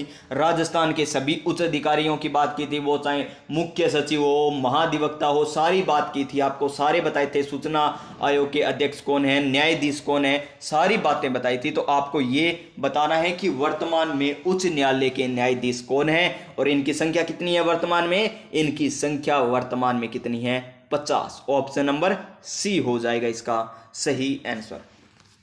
ये आपको नहीं पढ़ना, 2021-22 का क्वेश्चन है, इसलिए नहीं पढ़ना। आगे चलिए नेक्स्ट क्वेश्चन। राजस्थान उच्च न्यायालय के मुख्य न्यायाधीश बनने से पहले जस्टिस पंकज मित्तल कहाँ के मुख्य न्यायाधीश थे? राजस्थान उच्च न्यायालय के मुख्य न्यायाधीश बनने से पहले जस्टिस पंकज मित्तल कहाँ के मुख्य न्यायाधीश थे? पटना उच्च न्यायालय के, मद्रास उच्च न्यायालय के, गुजरात उच्च न्यायालय के या जम्मू कश्मीर उच्च न्यायालय के? तो इसका सही आंसर क्या आ जाएगा हमारा? ऑप्शन नंबर डी आ जाएगा, जम्मू कश्मीर उच्च न्यायालय के थे। नेक्स्ट क्वेश्चन, क्वेश्चन नंबर 68 क्या है प्यारे साथियों? क्वेश्चन नंबर 68 ध्यान से देखिए कि निम्नलिखित में से गलत युग्म का चयन करना है। एक तरफ तो राज्य का नाम दे रखा है, दूसरी तरफ विधानसभा सीटें दे रखी है। तो बता दीजिए कौन सा सही है, यहां पर कौन सा गलत है ये बताना है। मणिपुर में 60 सीटें हैं क्या? ये तो सही है, मणिपुर में 60 सीटें विधानसभा की। मेघालय में 50, गलत है, मेघालय में 50 नहीं है। मिजोरम में 40 है, सिक्किम में 32 है, ये सभी सही है। लेकिन ऑप्शन नंबर बी क्या दे रखा है में गलत देख रखा है, तो ऑप्शन नंबर बी आ जाएगा इसका सही आंसर। क्वेश्चन नंबर 69 क्या है? क्वेश्चन नंबर 69 संविधान के भाग 6 में, संविधान के भाग 6 में अनुच्छेद 152 से अनुच्छेद 237 शामिल है। क्या ये बात सही है प्यारे साथियों? जी श्रीमान, बिल्कुल सही है। ये भाग 6 का मुख्य रूप से राज्य सरकार पर केंद्रित है, बिल्कुल सही है। भाग 6 क्या? भाग 6 के आगे 6 अध्याय में विभक्त है। भाग 6 आगे 6 अध्याय में विभक्त है, ये भी बिल्कुल सही है। और भाग 7 केंद्र शासित प्रदेश से संबंधित है। भाग 7 केंद्र शासित प्रदेश से संबंधित है, ये क्या बात सही है? गलत है, गलत है, क्योंकि अब इसको समाप्ति कर दिया गया है ना। नेक्स्ट क्वेश्चन देखिए हमारा। नेक्स्ट क्वेश्चन क्या है? Question number 70। और क्वेश्चन नंबर 70 क्या है हमारा? देखिए कौन सा अनुच्छेद नागरिकों के लिए एक समान सिविल संहिता का उपबंध करता है? तो कौन सा है वो? एक समान, समान करना है ना, 4 समान है ना, अनुच्छेद 44। ऑप्शन नंबर बी आ जाएगा। भारत में पहली बार संपत्ति कर कब पेश किया गया था? भारत में पहली बार संपत्ति कर कब पेश किया गया था? 1991, 1998, फिर या 1976 या 1957? तो 1957 में। ऑप्शन नंबर डी आ जाएगा इसका सही आंसर। क्या आ जाएगा? ऑप्शन नंबर डी आ जाएगा प्यारे साथियों। क्वेश्चन नंबर 71 का। क्वेश्चन नंबर 72 किसके आगे? इकोनॉमिक्स के क्वेश्चन आगे। तो देखिए राष्ट्रीय आय लेखा का वर्तमान आधार क्या है? राष्ट्रीय आय लेखा का वर्तमान आधार क्या है? तो देखिए इसका सही आंसर क्या होगा? कौन सा है राष्ट्रीय आय का लेखा आधार वर्तमान में? सीएसओ ने 2004-5 से बदलकर 2011-12 कर दिया। क्या सही है ये? ऑप्शन नंबर ए ही बिल्कुल सही आंसर हो जाएगा। बाकी ऑप्शन हमें आज पढ़ने की भी जरूरत नहीं है। तो ऑप्शन नंबर ए 2004-5 से बदलकर राष्ट्रीय आय लेखा का आधार वर्ष क्या कर दिया गया? 2011-12। किसके द्वारा? सीएसओ के द्वारा कर दिया गया। क्वेश्चन नंबर 73 क्या है? 11वीं पंचवर्षीय योजना की मूल अवधारणा थी। 11वीं पंचवर्षीय योजना की मूल अवधारणा क्या थी? सामाजिक न्याय एवं समता के साथ विकास, मानव संसाधन विकास, मानव भलाई या तेज और अधिक समावेशी विकास? तो इसका सही आंसर ऑप्शन नंबर डी 11वीं पंचवर्षीय योजना का क्या है मूल अवधारणा? तेज और अधिक समावेशी विकास। क्वेश्चन नंबर 74 निम्नलिखित में से कौन एकीकृत भुगतान इंटरफेस यानी यूपीआई को लागू करने वाला सबसे संभावित परिणाम है? सबसे संभावित परिणाम क्या है यूपीआई लागू करने का? एफडीआई प्रवाह में भारी वृद्धि होगी। एफडीआई प्रवाह में भारी वृद्धि होगी। क्या ये कथन सही है? फिर देखिए, ऑनलाइन भुगतान के लिए मोबाइल वॉलेट की जरूरत नहीं होगी, ये बिल्कुल सही है।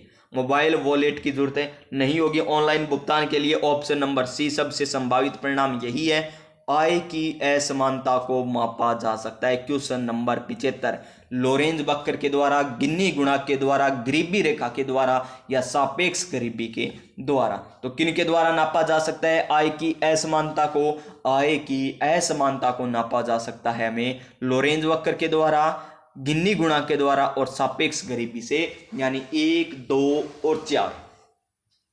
एक, केवल एक देर का 1, 2, 3 दे दिया, गलत हो गया। 1, 2, 4, ऑप्शन नंबर सी हो जाएगा क्वेश्चन नंबर 75 का बिल्कुल सही आंसर। नेक्स्ट क्वेश्चन देखिए हमारा। नेक्स्ट क्वेश्चन, क्वेश्चन नंबर 76, निम्न में से पीली क्रांति किससे संबंधित है? पीली क्रांति, तो पीली क्रांति किससे संबंधित है? पीली क्रांति प्यारे विद्यार्थियों किससे है? तिल से, सरसों से, चना से, खाद्य तेल से। ये क्या कह रहा है, किससे? तिल से भी है प्यारे साथियों, और सरसों से भी है, चना से नहीं है, खाद्य तेल से भी है पीली क्रांति। तो अच्छा ठीक है, क्या संबंधित नहीं है? तभी मैं सोचूं तीन ऑप्शन सही क्यों हो रहे हैं प्यारे साथियों। देखिए, तिल से संबंधित है पीली क्रांति, सरसों से भी है, खाद्य तेल से भी है, किससे संबंधित नहीं है? चना से नहीं है, यानी ऑप्शन नंबर सी आ जाएगा इसका सही आंसर। क्वेश्चन नंबर 77, निम्नलिखित में से कौन सा राज्य भारत में कृषि आयकर लगाने वाला पहला राज्य है? कृषि आयकर लगाने वाला पहला राज्य कौन सा है, ये हमको बताना है। तो कौन सा हो जाएगा? बिहार हो जाएगा, option number D. Question number 77 का option number D. Question number 78, क्या बताना है हमें?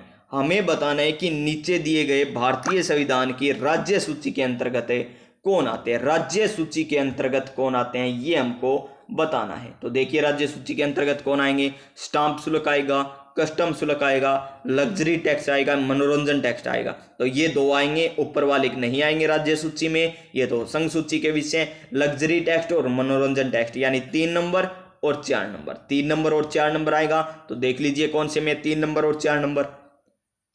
ऑप्शन नंबर ए में दे रखा है, तो ऑप्शन नंबर ए हो जाएगा इस क्वेश्चन का बिल्कुल सही आंसर। क्वेश्चन नंबर 79, क्या है क्वेश्चन नंबर 79? निम्नलिखित में से किसे ई कॉमर्स के 3 चरण में नहीं माना जाता? ई कॉमर्स के 3 चरणों में नहीं माना गया, किसे नहीं माना जाता है? पुनर्खोज को, संरक्षण को, भूमंडलीकरण को, ये व्यवसायीकरण को। तो किसको नहीं माना जाता? संरक्षण को नहीं माना जाता, option number B. Question number 79 का right answer option number B. Question number 80, 15वें वित्त आयोग की सिफारिश की है कि राज्यों को वर्टिकल हिस्सेदारी कितनी होनी चाहिए? 2021-22 से 2025-26 तक 41% रखी जाए, या फिर 2020-21 से 24-25 तक 42% रखी जाए, 2018-19 से 2022-23 तक 40% रखी जाए, या 2017-18 से 2021-22 तक 43% रखी जाए। तो इसका सही आंसर हमारा ऑप्शन नंबर ए हो जाएगा। 2021-22 से 2025-26 तक 41% राज्यों की वर्टिकल हिस्सेदारी रखी जानी चाहिए 15वें वित्त आयोग की सिफारिश के अनुसार। क्वेश्चन नंबर 81, गेहूं एवं दलहन पर राष्ट्रीय खाद्य सुरक्षा मिशन राजस्थान में किस वर्ष प्रारंभ किया गया था? किस वर्ष प्रारंभ किया गया था, ये आपको बताना है। तो 2006-07 में NFSF ये प्रारंभ किया गया था। यही हमें पूछा है ना, गेहूं और दलहन। ये भी आपसे पूछा जा सकता है कि NFSM कार्यक्रम किसके लिए प्रारंभ किया गया था? गेहूं के लिए, चावल के लिए। तो गेहूं और दलहन के लिए यह प्रारंभ किया गया था राष्ट्रीय खाद्य सुरक्षा मिशन है। और कब? 2006-07 में। कब? 2006-07 में। 2006-07 में। क्या मुझे ऐसे लग रहा है प्यारे साथियों 2006-07 नहीं है इसका आंसर?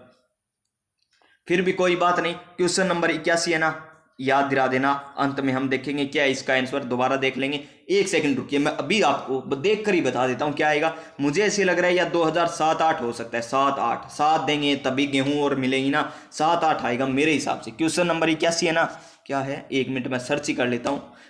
गेहूं एवं दलहन पर राष्ट्रीय खाद्य सुरक्षा मिशन NFC कार्यक्रम कब प्रारंभ हुआ?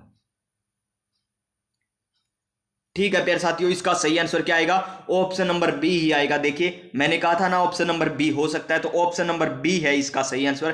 क्वेश्चन नंबर 81 का right answer option number B हो जाएगा। क्या हो जाएगा? बी हो जाएगा। और गेहूं और दलहन के लिए चलाया गया था। नेक्स्ट क्वेश्चन, सूची फर्स्ट और सूची सेकंड का हमें क्या करना है? मिलान करना है। सूची फर्स्ट और सूची सेकंड का क्या करना है? मिलान करना है। सूची फर्स्ट में उद्योग दे रखे हैं, सूची सेकंड में हमें क्या दे रखे हैं? सूची सेकंड में हमें दे रखे हैं क्या? स्थान दे रखे हैं। सूची सेकंड में क्या दे रखे हैं? स्थान दे रखे हैं। तो स्थान हमें क्या करना है? मिलाना है। तो लीजिए यहां पर हम मिला लेते हैं। राजस्थान स्टेट केमिकल वर्कस कहां पर है ये तो प्यारे विद्यार्थियों कहां पर? डीडवाड़ा में है ना, तो डीडवाड़ा कर दीजिए। High tech glass factory, high tech glass factory ये कहां पर है? High tech glass factory, high tech glass factory हमारी है धौलपुर में। मेवाड़ शुगर मिल्स भोपाल सागर में। जेके सीमेंट निम्बाइडा में। यानी क्रम में ही दे रखा है 1 2 3 4, यही आएगा इसका सही आंसर। 1 2 3 4 क्रम में दे रखा है, तो देख लीजिए कौन सा है सही क्रम में। 1 2 3 4, 1 2 3 4, ऑप्शन नंबर सी बिल्कुल सही है। ऑप्शन नंबर सी हो जाएगा इसका सही answer. Question number 83, Rajasthan Jan Aadhaar प्राधिकरण अधिनियम 2020 प्रभावी हुआ था। कब प्रभावी हुआ था राजस्थान जन आधार प्राधिकरण अधिनियम? 18 दिसंबर 2019 से। ये तो सही हो गया, पहला ही सही हो गया 18 दिसंबर 2019 से। बाकी वाले गलत है प्यारे साथियों, तो वही आंसर सही ऑप्शन नंबर ए। राजस्थान जन आधार प्राधिकरण अधिनियम 18 दिसंबर 2019 से क्या हुआ था? प्रभावी हुआ था। ऑप्शन नंबर ए। नेक्स्ट क्वेश्चन, क्वेश्चन नंबर 84 कि राजस्थान में प्रमुख सरसों उत्पादक जिलों का सही युग्म है। सरसों भरतपुर में इधर होती है ना, भरतपुर साइड में होती है, तो देख लीजिए यहां पर अलवर और जयपुर, अलवर और जयपुर। क्वेश्चन नंबर सी आ जाएगा। क्वेश्चन नंबर 84 का right answer question number C. Next question, ये तो अब आपको वर्तमान में पूछा जाएगा, ये क्वेश्चन अब नहीं पूछा जाएगा 21-22 का, वर्तमान में पूछेंगे 2023-24 का। 23 से 24 का आपसे पूछा जाएगा। क्वेश्चन नंबर 86, राजस्थान के लिए जल जीवन मिशन में केंद्र और राज्य की सहभागिता है कितनी है? केंद्र और राज्य की सहभागिता तो ये क्रम से कितनी है? 50-50%। 50% हिस्सा केंद्र सरकार का है और 50% हिस्सा भी किसका है? राज्य सरकार का है। नेक्स्ट क्वेश्चन, किस वर्ष में राजस्थान की पहली हस्तशिल्प नीति जारी की गई थी? हस्तशिल्प नीति पहली कब जारी की गई थी? ये हमको पूछा है। 2019, 18, 22, 21। तो कब की गई थी? 2022 में की गई थी। 2022 में पहली हस्तशिल्प नीति जारी की गई थी। Next question, question number 88, industrial park renting system यानी IPRS रिपोर्ट 2000 ओ के अनुसार या 0 के अनुसार राजस्थान के कितने पार्कों को लीडर के रूप में दर्जा दिया गया है? तो कितने पार्कों को दिया गया है? 17 पार्कों को लीडर के रूप में दर्जा दिया गया। Option number C. क्या है? सिंचाई परियोजना है और हमें बताना है कि कौन सा सम्मिलित नहीं है। एक तरफ सिंचाई परियोजना, दूसरी तरफ क्या दे रखे हैं? हमें जिले दे रखे हैं। तो देखिए पांचना करौली, पांचना करौली क्या सही है? बिल्कुल सही है। मानसी वाकल डूंगरपुर में गलत है। ओराई चित्तौड़गढ़ बिल्कुल सही है। गुड्डा बूंदी में सही है। तो ऑप्शन नंबर बी क्या है? सम्मिलित नहीं दे रखा, तो ऑप्शन नंबर बी आ जाएगा इसका सही आंसर। क्वेश्चन नंबर 90, रिको द्वारा चलाए गए 4 एग्रो फूड पार्क विकसित कहां पर किए गए हैं? सभी को बताया कोज्जोआंग।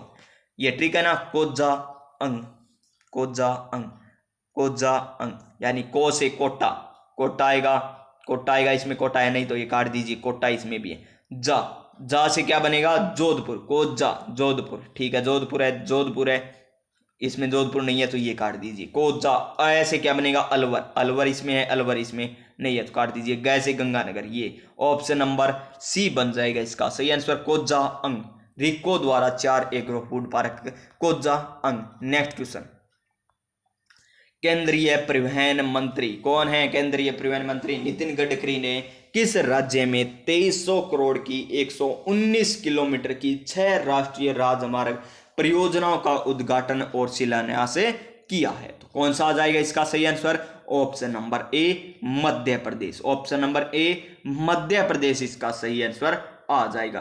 क्वेश्चन नंबर 92, केंद्रीय मंत्री मुख्तार अब्बास नकवी ने किस शहर में जुलाई 2022 को 5वें ग्लोबल फिल्म टूरिज्म कॉन्क्लेव का उद्घाटन किया था? इंपॉर्टेंट है प्यारे साथियों, 2022 का जरूर है लेकिन इंपॉर्टेंट अब भी है ये। तो इसका सही answer option number C, Mumbai आ जाएगा, option number C. Question number 92 में option number C. Next question, question number 93, वर्ष 2022-23 के लिए निम्नलिखित में से कौन से देश को संयुक्त राष्ट्र सुरक्षा परिषद यूएनएससी में अस्थायी सदस्य के रूप में निर्वाचित किया गया था? किसको किया गया था? इसका सही आंसर क्या आ जाएगा? गेबोन आ जाएगा। क्या आ जाएगा? गेबोन, option number D. Question number 94, ये मोस्ट इंपॉर्टेंट है और अब की बार भी आएगा, पक्का आएगा ये क्वेश्चन तो सीईटी में। के गोयल और डॉक्टर ज्योति किरण, क्वेश्चन पहले पढ़िए। राजस्थान के 6वें वित्त आयोग के अध्यक्ष कौन है? 6वें वित्त आयोग के अध्यक्ष कौन है? तो के गोयल है, डॉक्टर ज्योति किरण है, प्रद्युमन सिंह है या माणिक चंद सुराणा? तो कौन है? प्रद्युमन सिंह है, ऑप्शन नंबर सी। क्या आ जाएगा? Option number C. Question number 95, ये मत पढ़िए प्यारे साथियों, ये आपसे नहीं पूछा जाएगा। आगे चलिए नेक्स्ट क्वेश्चन पर चलते हैं हम। नेक्स्ट क्वेश्चन देखिए, question number 96, captive animal sponsorship scheme का उद्देश्य है। इसका क्या उद्देश्य है? कैप्टिव एनिमल स्पॉन्सरशिप स्कीम का उद्देश्य क्या है? क्या है? तो इसका उद्देश्य है जैविक उद्यानों में, क्या जैविक उद्यानों में वन्य जीवों को आमजन व संस्था को गोद देना। ऑप्शन नंबर बी इसका उद्देश्य है, option number B. Question number 97, planet D की यात्रा, ये इंपॉर्टेंट नहीं है प्यारे साथियों, 2022 का ये क्वेश्चन, कोई बात नहीं, ये नहीं पूछा जाएगा। Next question, question number 98, DRDO ने भारतीय सेना में सोनार प्रणाली के लिए परीक्षण मूल्यांकन सुविधा किस शहर में शुरू की है? कौन से शहर में शुरू की है ये की है कोच्चि में, ऑप्शन नंबर सी आ जाएगा इसका सही आंसर। और अब की बार 2024 का याद करना है आपको। प्रधानमंत्री राष्ट्रीय बाल पुरस्कार किसे दिया गया था? आनंद को दिया गया था ना प्यारे साथियों, तो वो याद करना है आपको अब की बार। और ये 2022 के है, कोई बात नहीं, ये आपको नहीं पढ़ना, यहां से स्टार्ट होता है कंप्यूटर। एक फाइल सिस्टम में वर्तमान निर्देशिका से पंथ का परिभाषित करता है। पंथ को परिभाषित कौन करता है इनमें से? Root directory, relative path name या वर्चुअल पाथ नेम या एब्सोल्यूट पाथ नेम? तो इसका सही आंसर क्या आ जाएगा हमारा? Option B, relative path name हमें क्या करता है? निर्देशिका से पथ को परिभाषित करता है। नेक्स्ट क्वेश्चन, क्वेश्चन नंबर 102, सूचना संचार के सभी पहलुओं को नियंत्रित करने के लिए नियमों का समूह क्या कहलाता है? क्या कहलाता है नियमों का समूह? तो ये कहलाता है प्रोटोकॉल। क्या कहलाता है? प्रोटोकॉल, ऑप्शन नंबर सी आ जाएगा इसका सही आंसर। क्वेश्चन नंबर 103, देखिए किस प्रकार क्वेश्चन पूछे जाते हैं। प्रिंटर की प्रिंट गुणवत्ता को रिक्तान में तथा प्रिंट गति को नापा जाता है, यानी किसमें? प्रिंट की गुणवत्ता को किस में नापा जाता है? प्रिंट की गुणवत्ता को तो डॉट्स पर इंच में नापा जाता है। और प्रिंटर की गति को किस में नापा जाता है? पेचिस पर मिनट में, यानी पीपीएम में मापा जाता है। तो देख लीजिए ऑप्शन नंबर सी आपको दिखाई दे रहा होगा, इसका सही आंसर हो जाएगा option number C. Question number 104, MS Word के साथ कार्य करते समय कौन सा विकल्प फाइल मेन्यू में उपलब्ध नहीं होता है? Option number A print preview, option number B save, option number C header and footer, option number D save as. तो कौन सा दिखाई नहीं देता है एमएस वर्ड में फाइल मेन्यू में? तो हमें नहीं मिलेगा ये option number C header and footer, header and footer नहीं मिलेगा। क्वेश्चन नंबर 105, एक कंप्यूटर की स्प्रेडशीट में क्या सही है यदि वर्तमान या सक्रिय सेल B4 है? क्या है? B4 और आपने एंटर की दबाई है तो आप सेल A1 में होंगे, आप सेल B5 में होंगे, आप सेल B3 में होंगे, आप सेल B6 में होंगे। तो कौन सी सेल में पूग जाएंगे आप? अपने आप ही आप पूग जाएंगे प्यारे साथियों ऑप्शन नंबर बी B5 में, ऑप्शन नंबर बी B5 में आप पहुंच जाएंगे। Next question, question number 106, science का क्वेश्चन। इथाइलिन ग्लाइकोल का प्रयोग किया जाता है। इथाइलिन ग्लाइकोल का प्रयोग किसमें किया जाता है? खाद्य परिरक्षों में, ट्यूबलेस टायरों के पंचर बनाने में, डिटर्जेंट निर्माण में, या प्रतिहम या एंटी फ्रीज के रूप में, एंटी फ्रीज के रूप में। तो इसका सही आंसर क्या आ जाएगा? ऑप्शन नंबर डी प्रति हम यानी एंटी फ्रीज के रूप में। क्वेश्चन नंबर 107, बिच्छू डंक में कौन सा अम्ल पाया जाता है? बिच्छू डंक में कौन सा अम्ल पाया जाता है ये हमको बताना है। तो कौन सा अम्ल पाया जाता है? टाइट्रिक नहीं, टमाटर में ऑक्जेलिक अम्ल नहीं पाया जाता, लैक्टिक अम्ल नहीं पाया जाता, तो मेथेनोइक अम्ल पाया जाएगा बिच्छू के डंक में। Option number D. Question number 108, ये लीजिए प्यारे साथियों एग्जाम्पल। 100 डिग्री सेल्सियस और प्राकृतिक दाब इतना दे रखा है हमें पर 0.1 ग्राम पानी के नमूने को 100 डिग्री सेल्सियस पर भाप में बदलने के लिए 54 कैलोरी ऊर्जा की आवश्यकता होती है। यदि उत्पादित भाप का आयतन 167.1 सीसी है तो नमूने की आंतरिक ऊर्जा में परिवर्तन होगा। कितना होगा प्यारे साथियों? इसका सही आंसर माना गया है हमारा option number C 208.7 joule. Question number next, immunosuppressant प्रतिरोपित अंगों को प्राप्तकर्ताओं में क्या करता है? अस्वीकृत होने से रोकता है। कौन सा? साइक्लोस्पोरिन या कैल्सिटोनिन या थ्रोम्बिन या एस्पिरिन? कौन सा रोकता है प्यारे साथियों? इसका सही आंसर साइक्लोएस्पिरिन हो जाएगा option number A. Option number A. Next question, युद्ध के लिए तैयार 5वीं पीढ़ी का एकमात्र लड़ाकू है। एकमात्र लड़ाकू कौन सा है? लॉकहीड मार्टिन F-22 या फिर सुखोई PAK F-A, जेंगडू J-20 या लॉकहीड। ये क्वेश्चन ही डिलीट है प्यारे साथियों, ऑप्शन 1 से अधिक दे रखे तो ये गलत हो गया। Next question, question number 111। क्या है क्वेश्चन नंबर 111 कि हमें क्या करना है? लवण की पहचान करनी है। लवण कौन सा बनेगा? तो देखिए NH4OH की क्रिया H2SO4 के साथ करवा रहा है तो क्या बन जाएगा? यहां पर बन जाएगा प्यारे विद्यार्थियों हमारा NH4 की होल्ट वाइज SO4 बन जाएगा, ये बनेगा लवण। प्लस में H2O निकल जाएगा तो कौन सा? ये देख लीजिए NH4 दे रखा है, NH4 होल्ट वाइज NO2 गलत है, HSO4 3 दे दिया यहाँ पर। Option number D. Option number D आ जाएगा इस क्वेश्चन का बिल्कुल सही आंसर। क्वेश्चन नंबर 112, हमको क्या करना है? मिलान करना है। क्वेश्चन नंबर 112 में क्या करना है? मिलान करना है। तो मिला लीजिए प्यारे साथियों, हम मिलाते हैं इनको अच्छे तरीके से। तो देखिए प्राकृतिक बहुलक क्या होता है? प्राकृतिक बहुलक कौन से हैं यहाँ पर? बेकेलाइट नहीं है, अमीनो अम्ल का बहुलक नहीं है, PVC नहीं है, स्टार्च और सेलुलोज। इसमें क्या आएगा? डी आएगा।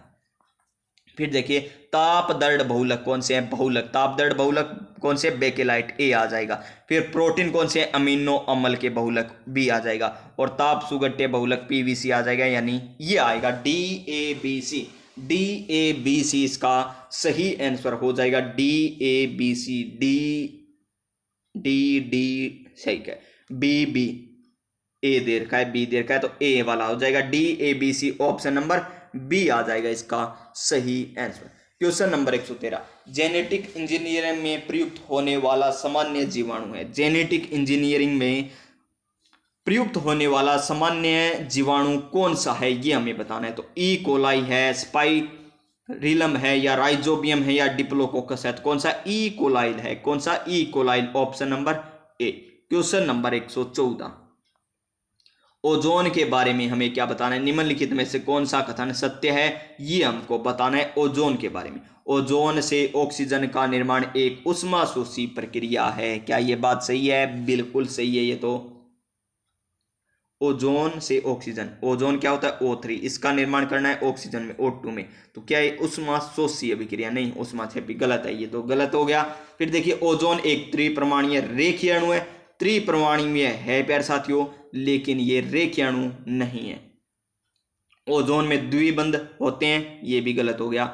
ओजोन का निम्न स्तर मात्रा या क्षोभमंडलीय ओजोन वायुमंडलीय प्रदूषक है, बिल्कुल सही है। ओजोन का निम्न स्तर है वायुमंडलीय प्रदूषक होता है, ऑप्शन नंबर डी आ जाएगा इस क्वेश्चन का सही आंसर। नेक्स्ट क्वेश्चन, पानी की स्थायी कठोरता को दूर करने के लिए किस लवण का उपयोग किया जाता है? कौन से लवण का प्रयोग किया जाता है स्थायी कठोरता को दूर करने के लिए? CaOCl2 का या सोडियम हाइड्रोकार्बोनेट का या कैल्शियम सल्फेट का? ये NaCO3.10H2O का प्रयोग किया जाता है। तो कौन से का प्रयोग किया जाता है?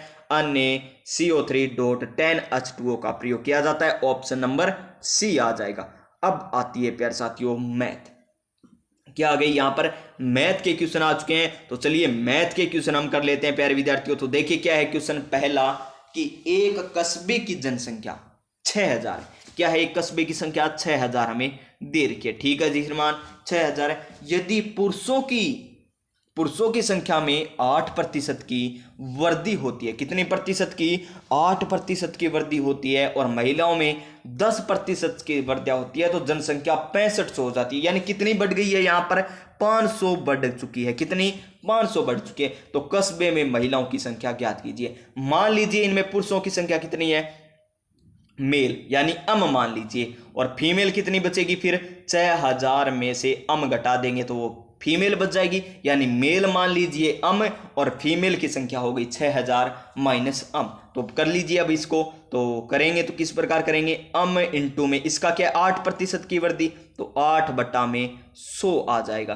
फिर देखिए यहां पर करते हैं, प्लस में जोड़ेंगे तो क्या करेंगे, 10% की वृद्धि, तो 10/100 इंटू में क्या आ जाएगा, 6000 माइनस के आ जाएंगे, और बराबर में क्या आ जाएगा, 500। क्या आ जाएगा, 500, क्योंकि ये वृद्धि हो रही है ना, तो 500 आ जाएगा। अब कर लीजिए इसको, 8 का 8 आ जाएगा, माइनस का क्या आ जाएगा, 60,000 आ जाएगा, नहीं प्लस का 60,000 आ जाएगा, और माइनस के क्या आ जाएंगे, माइनस के आ जाएंगे 10 आ जाएंगे, और बराबर में क्या आ जाएगा, 50,000 आ जाएगा। क्या आ जाएगा, 50,000 बराबर में आ जाएगा। क्यों, क्योंकि ये 100 इधर चला जाएगा ना, 100 इधर चला जाएगा तो 50,000 आ जाएगा।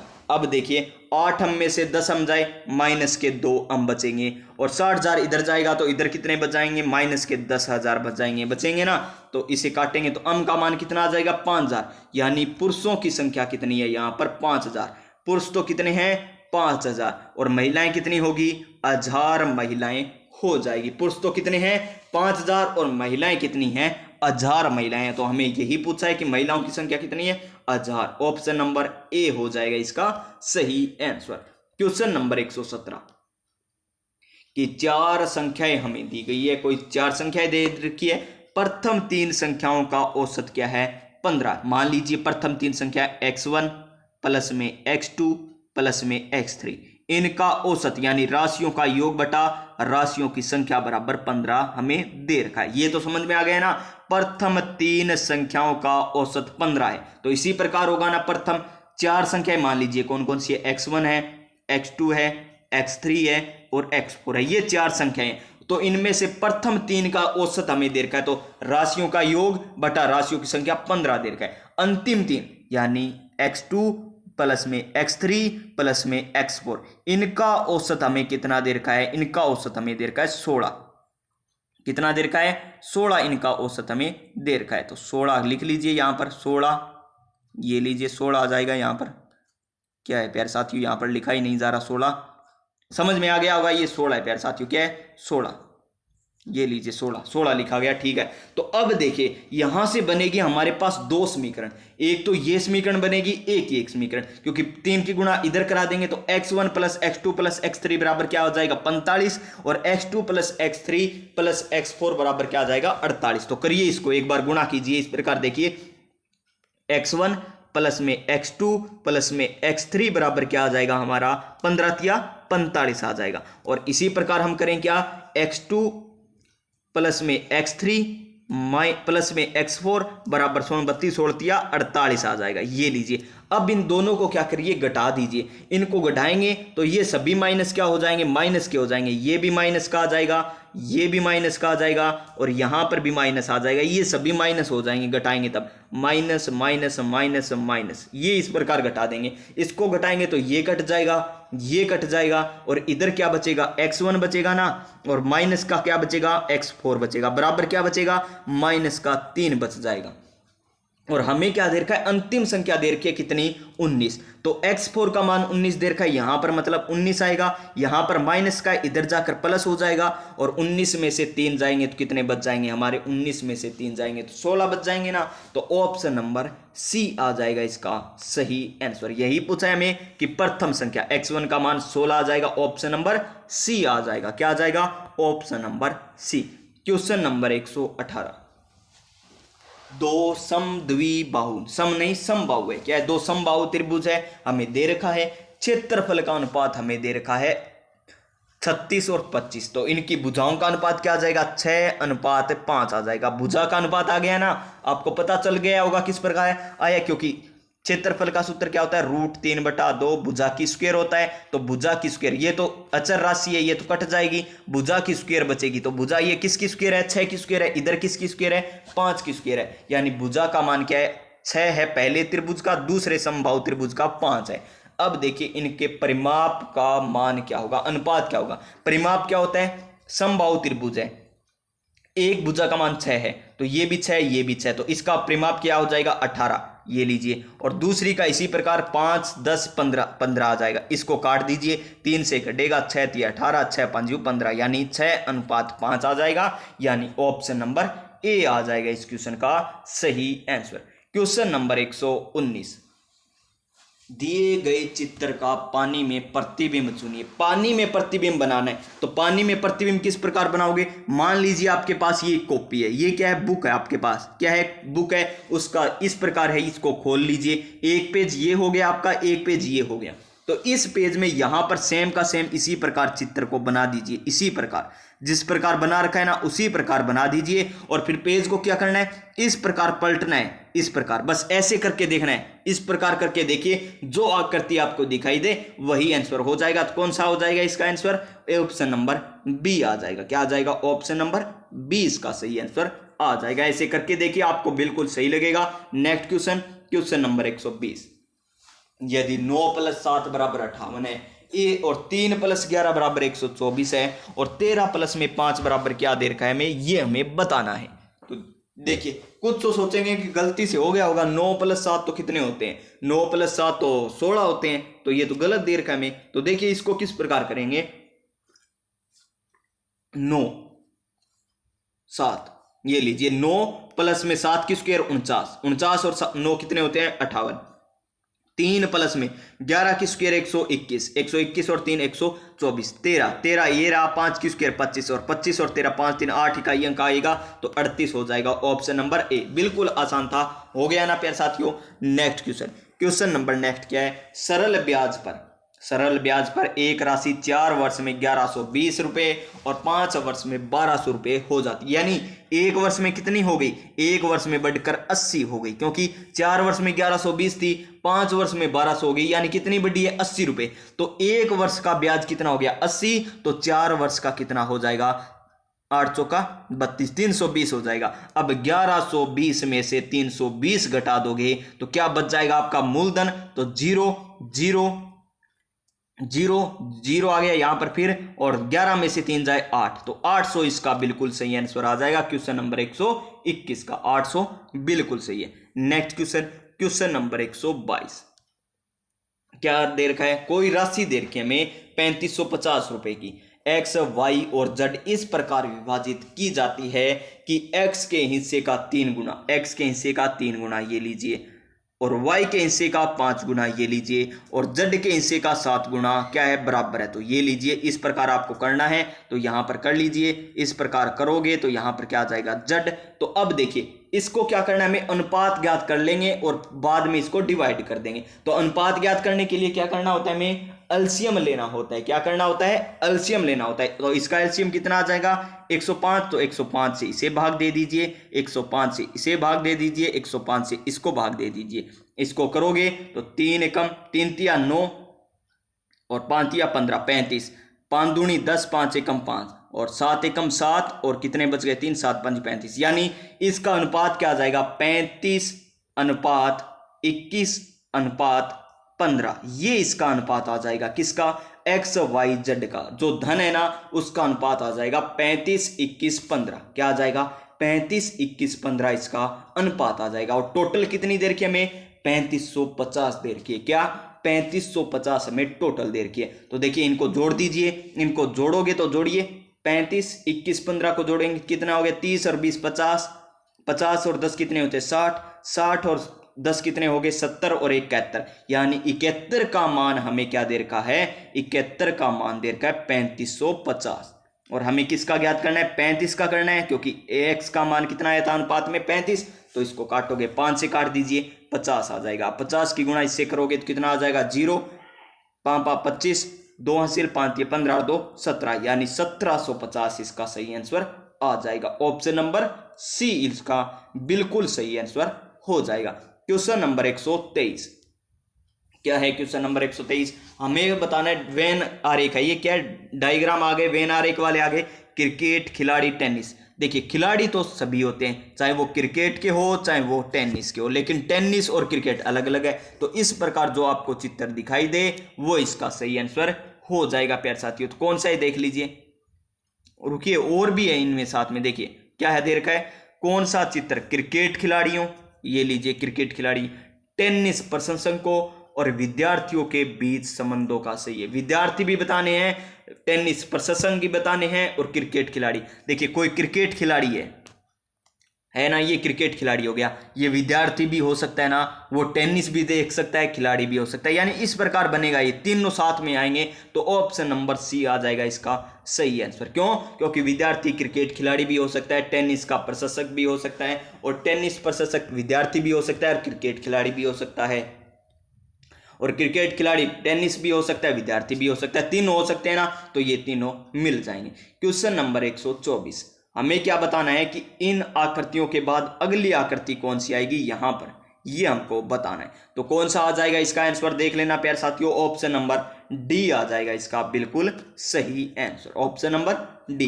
क्वेश्चन नंबर 125, निम्न चित्र में से हमें लुप्त पद है ना वो बताना है, कौन सा लुप्त। तो देखिए यहां पर बताना है, तो 9 तिया 27 लिख दिया, 16 चौके 64 लिख दिया, तो 4 दूनी 8 लिख देंगे, तो 8 से बी आ जाएगा, 8 सी आ जाएगा इसका सही आंसर, ऑप्शन नंबर सी। और यहां पर देखिए क्या कह रहे हैं हमें, सी सी सी ए सी, फिर यहां पर बी सी ए, और यहां पर ए बी बी, इस प्रकार ये श्रृंखला भी चलती है यहां पर, तो इस प्रकार चलेंगे। Next question, question number 126, Anita, ये लीजिए अनीता, अनीता कौन है, अनीता है ना, अनीता, अनीता, अनीता कौन है, भावेश की पत्नी है, ये लीजिए अनीता क्या है, भावेश की पत्नी है, भावेश की पत्नी है, भावेश की पत्नी हो गई अनीता।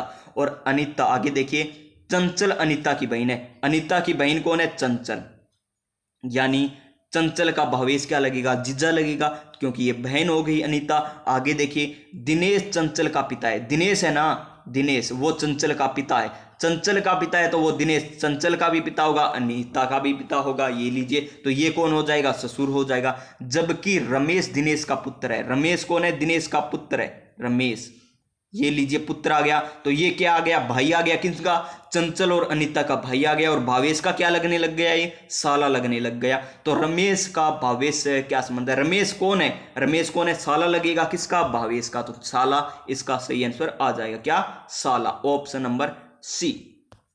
क्वेश्चन नंबर 127, क्या दे रखा है क्वेश्चन नंबर 127, 5 विद्यार्थी हमें दे रखे हैं, A B C D E, 5 विद्यार्थी एक पंक्ति में बैठे हैं, डी है ना, डी ये कोई पंक्ति मान लीजिए इस प्रकार, डी ई के दाईं ओर है, डी कहां पर बैठा है, ई के दाईं ओर बैठा है, तो डी बैठा है किसके, ई के दाईं ओर, ये लीजिए ई यहां पर आ जाएगा, ई के दाईं ओर हो गया ना। तो आगे देखिए, बी ई के बाईं ओर है, बी है ना वो ई के बाईं ओर है, ये लीजिए, लेकिन ए के दाईं ओर है, तो ए के दाईं ओर हो गया, ठीक है जी। डी सी के बाईं ओर है, डी है ना वो सी के बाईं ओर है, डी है वो सी के बाईं ओर है, तो सी यहां पर आ जाएगा, तो बच गया कौन सा, कोई बात नहीं। तो सबसे बाईं में कौन बैठा है, तो ए बैठा है, कौन बैठा है, ए, तो ए कहां पर है, ऑप्शन नंबर डी में, तो इसका सही आंसर ऑप्शन नंबर ए आ जाएगा। क्वेश्चन नंबर 128, रिक्त स्थान के स्थान पर क्या आएगा ये हमको बताना है। तो देखिए 4 8 12 4 16, ये तो ठीक है श्रृंखला। ये देखिए 1 की स्क्वायर 1, 2 की स्क्वायर -1, 3 की स्क्वायर -2, फिर देखिए यहां पर क्या आएगा, यहां पर 4 की स्क्वायर माइनस के कितने 3, 4 चौक 16, 16 में 3 जाए 13, और यहां पर देखिए 5 की स्क्वायर -4, यानी ये आ जाएगा 13, यहां पर क्या आ जाएगा 13, option number A, option number ए।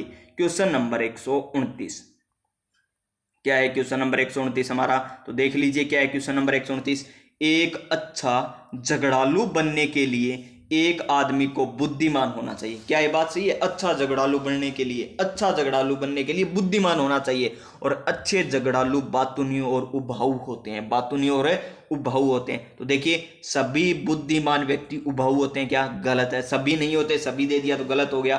सभी बुद्धिमान व्यक्ति अच्छे झगड़ालू होते हैं, ये भी गलत, क्योंकि सभी बुद्धिमान थोड़ी होते हैं अच्छे झगड़ालू। तो दोनों कथन क्या है, गलत दे रखे, दोनों निष्कर्ष क्या दे रखे हमें, गलत दे रखे, यानी न तो निष्कर्ष फर्स्ट सही है और ना ही निष्कर्ष सेकंड सही है। ऑप्शन नंबर सी।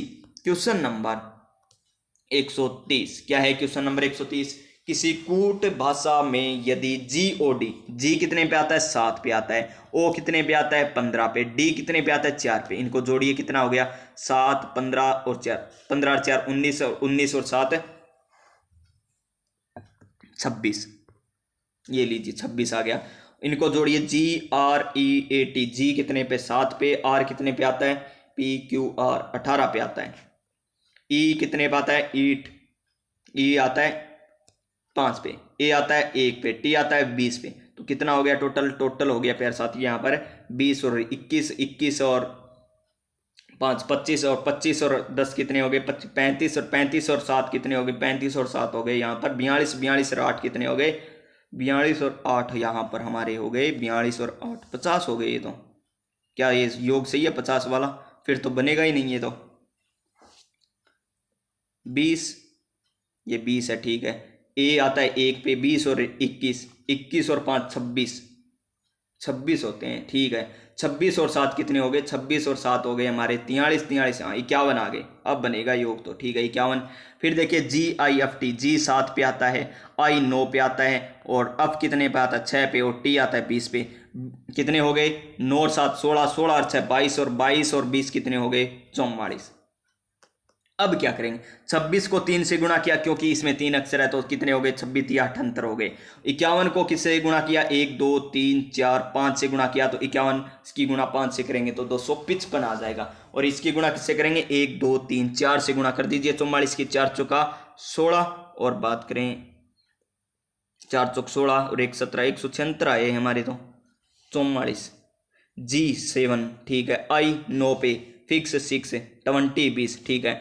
9 और 7 कितने होते हैं, 16 होते हैं, 16 और 6 कितने होते हैं, 22 होते हैं, 22 और 2 42 होंगे, 4 दूनी 8, 4 दूनी 16, यानी 168 आएगा। ऑप्शन नंबर डी इस क्वेश्चन का right answer option number D हो जाएगा। नेक्स्ट क्वेश्चन, अब आ चुकी हमारी हिंदी। तो प्यारे साथियों आप जल ग्रहण कर लीजिए, तब तक मैं भी जल ग्रहण कर लेता हूं, फिर ये क्वेश्चन हम पूरे कर लेंगे 150 के 150। तो प्यारे साथियों देखिए हिंदी का हमारा पहला क्वेश्चन, संधि विषयक संगत विकल्प का चयन करना है, सही विकल्प का चयन करना है। तो देखिए विधन इक्षण विक्षण गलत है, छोटी ई यहां पर क्या दे रखा है प्यारे साथियों, विधन इक्षण विक्षण दे दिया। वधु धन उक्ति, तो वधुक्ति आता, ऊ क्या आता यहां पर बड़ा आता, ये गलत हो गया। अभिधन आगत, तो क्या आता, अभ्यागत आता, क्या आता, अभ्यागत आता, यहां पर ये बह भालू वाला पूरा का अक्षर दे दिया, तो ये भी गलत हो गया। मात्र धन उपदेश, मातृपदेश, ये बिल्कुल सही है। तो इस क्वेश्चन का सही आंसर हमारा ऑप्शन नंबर डी हो जाएगा। क्वेश्चन नंबर 132, असंगत विकल्प का चयन कीजिए। कौन से विकल्प का चयन करना है हमें, असंगत विकल्प का चयन करना है। तो देखिए यहां पर ब क्या दे रखा है, ओष्ठ्य घोष और अल्प विराम, ये क्या दे रखा है यहाँ पर, तालव्य अल्प प्रमाण और घोष होता है वर्ण। यहाँ पर स क्या दे रखा है, अल्प प्राण और मधुर्य और अघोष होता है। ई क्या होता है, अगर होता है, सवर्त होता है, अवर्त मुखी होता है। तो इसका कौन सा हो जाएगा, इसका हो जाएगा हमारा ऑप्शन नंबर सी असंगत। Question number next, question number 133, जिसका पालन दूसरे ने किया हो, जिसका पालन है किसी दूसरे ने किया हो, उक्त वाक्यांश के लिए उचित एक शब्द चुनिए। तो क्या होता है दूसरे ने पालन किया हो, वो होता है क्या, परिभृत, क्या होता है, परिभृत। ऑप्शन नंबर ए आ जाएगा इसका सही आंसर, क्या आ जाएगा, ऑप्शन नंबर ए, जिसका पालन दूसरे ने किया हो परिभृत कहलाता है। नेक्स्ट क्वेश्चन, क्वेश्चन नंबर 135, क्या है क्वेश्चन नंबर 135, कौन सा शब्द कर्मधारय समास का उदाहरण है। कर्मधारय समास कौन सा होता है, जिसमें आपको पहला पद कर्मधारय, क्या है, कर्मधारय, कर्मधारय में क्या होता है, कर्ता ने कर्म को, यही होता है ना, वो तो तत्पुरुष समास में होता है। कर्मधारय में क्या होता है, विशेषण विशेषता मिलेगी आपको, तिरोह वेग, तिरोह वेग, तिरोह वेग, तिरोह है वेग, यानी इसमें विशेषता बताई जा रही है। शुभ अवसर, शुभ है अवसर, सदाचार सदा आचरण, वो आत्म मगन, ये ऑप्शन नंबर डी है आत्म मगन, जिसमें कर्मधारय समास नहीं है। क्वेश्चन नंबर 136, किसी के कथन को अर्धभुत करते समय किस विराम चिन्ह का प्रयोग किया जाता है? कौन से चिन्ह का प्रयोग किया जाता है अर्धभुत करते समय? तो अवतरण चिन्ह का प्रयोग किया जाता है, ऑप्शन नंबर डी। फिर क्या है? गुल्लर का फूल होना। गुल्लर का फूल होना मुहावरे का अर्थ क्या है? गुल्लर का फूल होना यानी न दिखाई पड़ना, option number A. Option number A. Question number 138 क्या है? क्वेश्चन नंबर 138 असंगत विकल्प का चयन कीजिए। असंगत विकल्प का हमें क्या करना है? चयन करना है। क्वेश्चन नंबर 138 में तो वह बार बार चीखता है, कालवाचक क्रिया यानी बार बार आ गया तो काल आ गया। राम ऊपर कमरे में है, ऊपर कमरे में यानी स्थान बता रहे में तो स्थानवाचक विशेषण आ गया। रमा तेज दौड़ती है, तेज दौड़ती है यानी रीति बताई जा रही है, ठीक है। वह आया और मैं गया, कर्णार्थक क्रिया विशेषण गलत है, ऑप्शन नंबर डी आ जाएगा इसका सही आंसर। क्वेश्चन नंबर 139 शब्द शुद्ध कौन से हैं ये हमें बताना है। ऑप्शन नंबर ए को ध्यान से देखिए क्या कह रहा है? मिष्टानन और मैथिली शरण। तो ये तो सही है प्यारे विद्यार्थियों, मिष्टानन और मैथिली शरण, और यही हमें बताना है शब्द शुद्ध कौन से हैं। तो ए आ जाएगा इसका सही आंसर। क्या आ जाएगा? ऑप्शन नंबर ए आ जाएगा इसका बिल्कुल सही आंसर। तो आगे चलिए नेक्स्ट क्वेश्चन पर हम चलते हैं। देखिए यहां पर मिष्ठानन, ठीक है, मिष्टान दे रखा है, ठीक है प्यारे साथियों ये सही है। बाकी समय में क्या दे रखा है? यहाँ पर ठह दे रखा है, यहाँ पर ठह दे रखा है, यहाँ पर मैथिली, यहाँ पर न नहीं दे रखा, टह तो दे रखा है, न नहीं दे रखा, तो ऑप्शन नंबर ए यहाँ पर सही हो जाएगा। क्वेश्चन नंबर 140 किस विकल्प में निजवाचक सर्वनाम का प्रयोग नहीं हुआ है? निजवाचक सर्वनाम का प्रयोग नहीं हुआ है तो देख लीजिए क्वेश्चन नंबर 140 में क्या आएगा? मैं आप ही चला जाऊंगा। श्याम अपना खाना खुद बना लेता है, खुद बना लेता है यानी निज। मैं यह कार्य अपने आप कर लूंगा, ठीक है। आप कहेंगे तो मैं बैठूंगा, ये तो गलत हो गया। आप कहोगे तो मैं बैठूंगा, ये तो निज सर्वनाम निजवाचक नहीं है। ऑप्शन नंबर डी आ जाएगा इसका सही आंसर। अब आता है हमारा इंग्लिश का मैटर।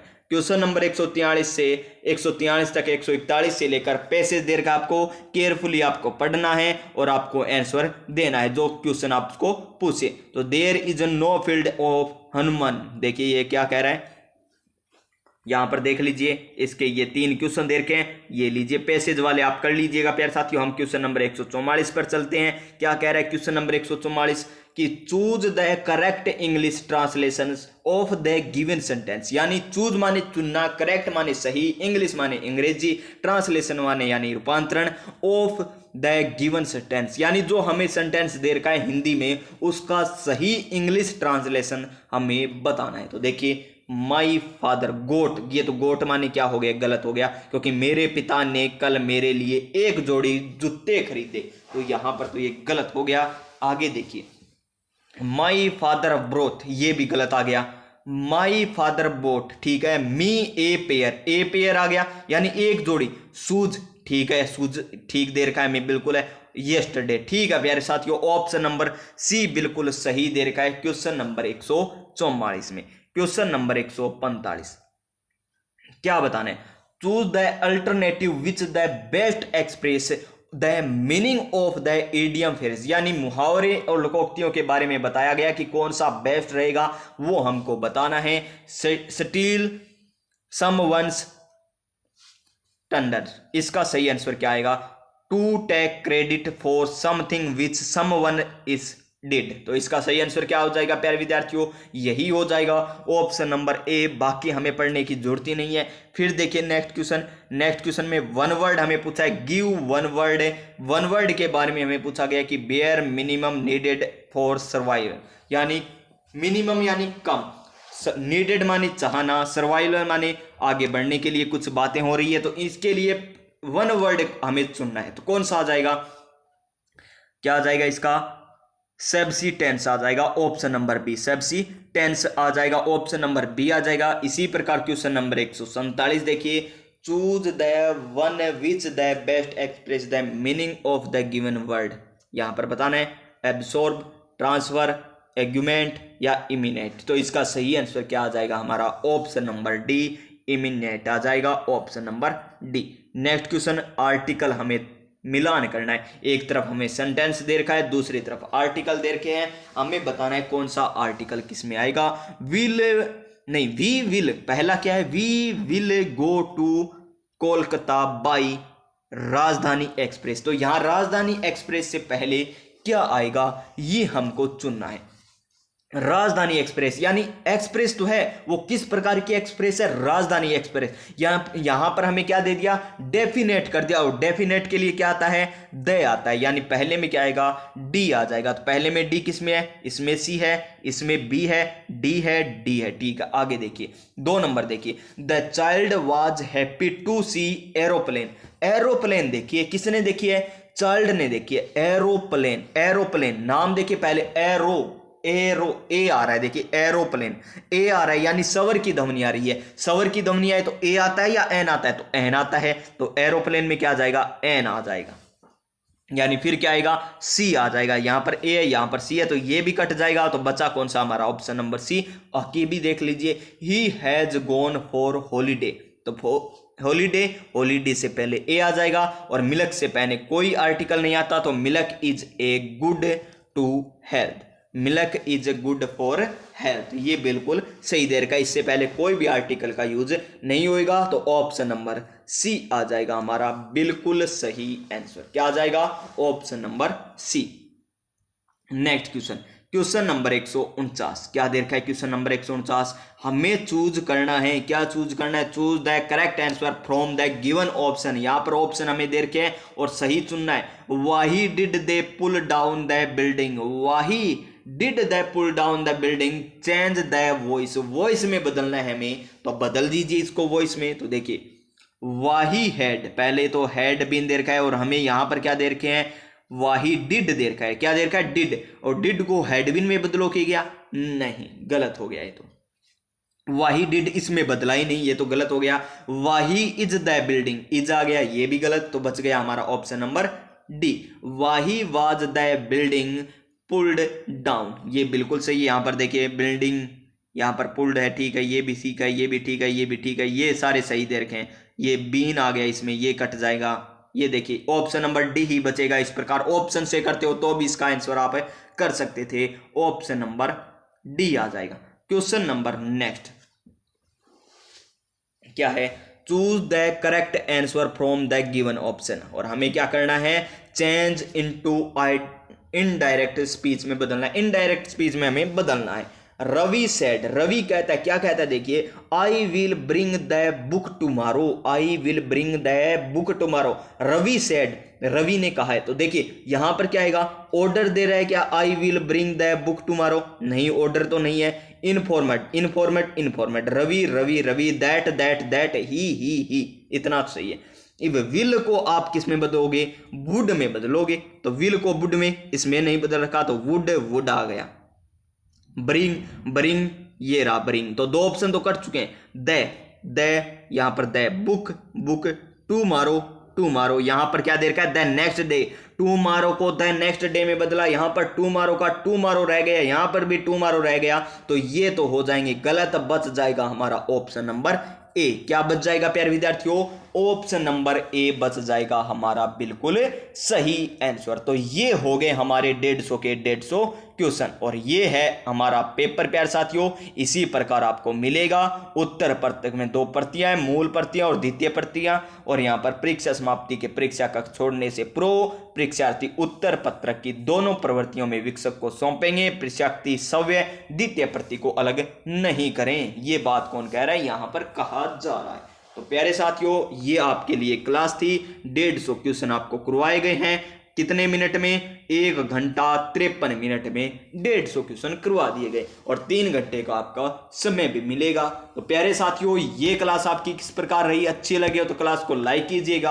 आपको जो भी क्वेश्चन मैंने पूछे उनके आंसर भी बताना, आपको ये भी बताना है कि आपके कितने क्वेश्चन सही हो रहे हैं, ये आपको कमेंट करके बताना है कि 150 में से आपके कितने नंबर आ रहे हैं, तो बताइएगा जरूर प्यारे विद्यार्थियों। आप सभी स्वस्थ रहिएगा, मस्त रहिएगा, और अपनी अपनी तैयारी में व्यस्त रहिएगा। मिलेंगे नेक्स्ट क्लास में, तब तक जय हिंद, जय भारत।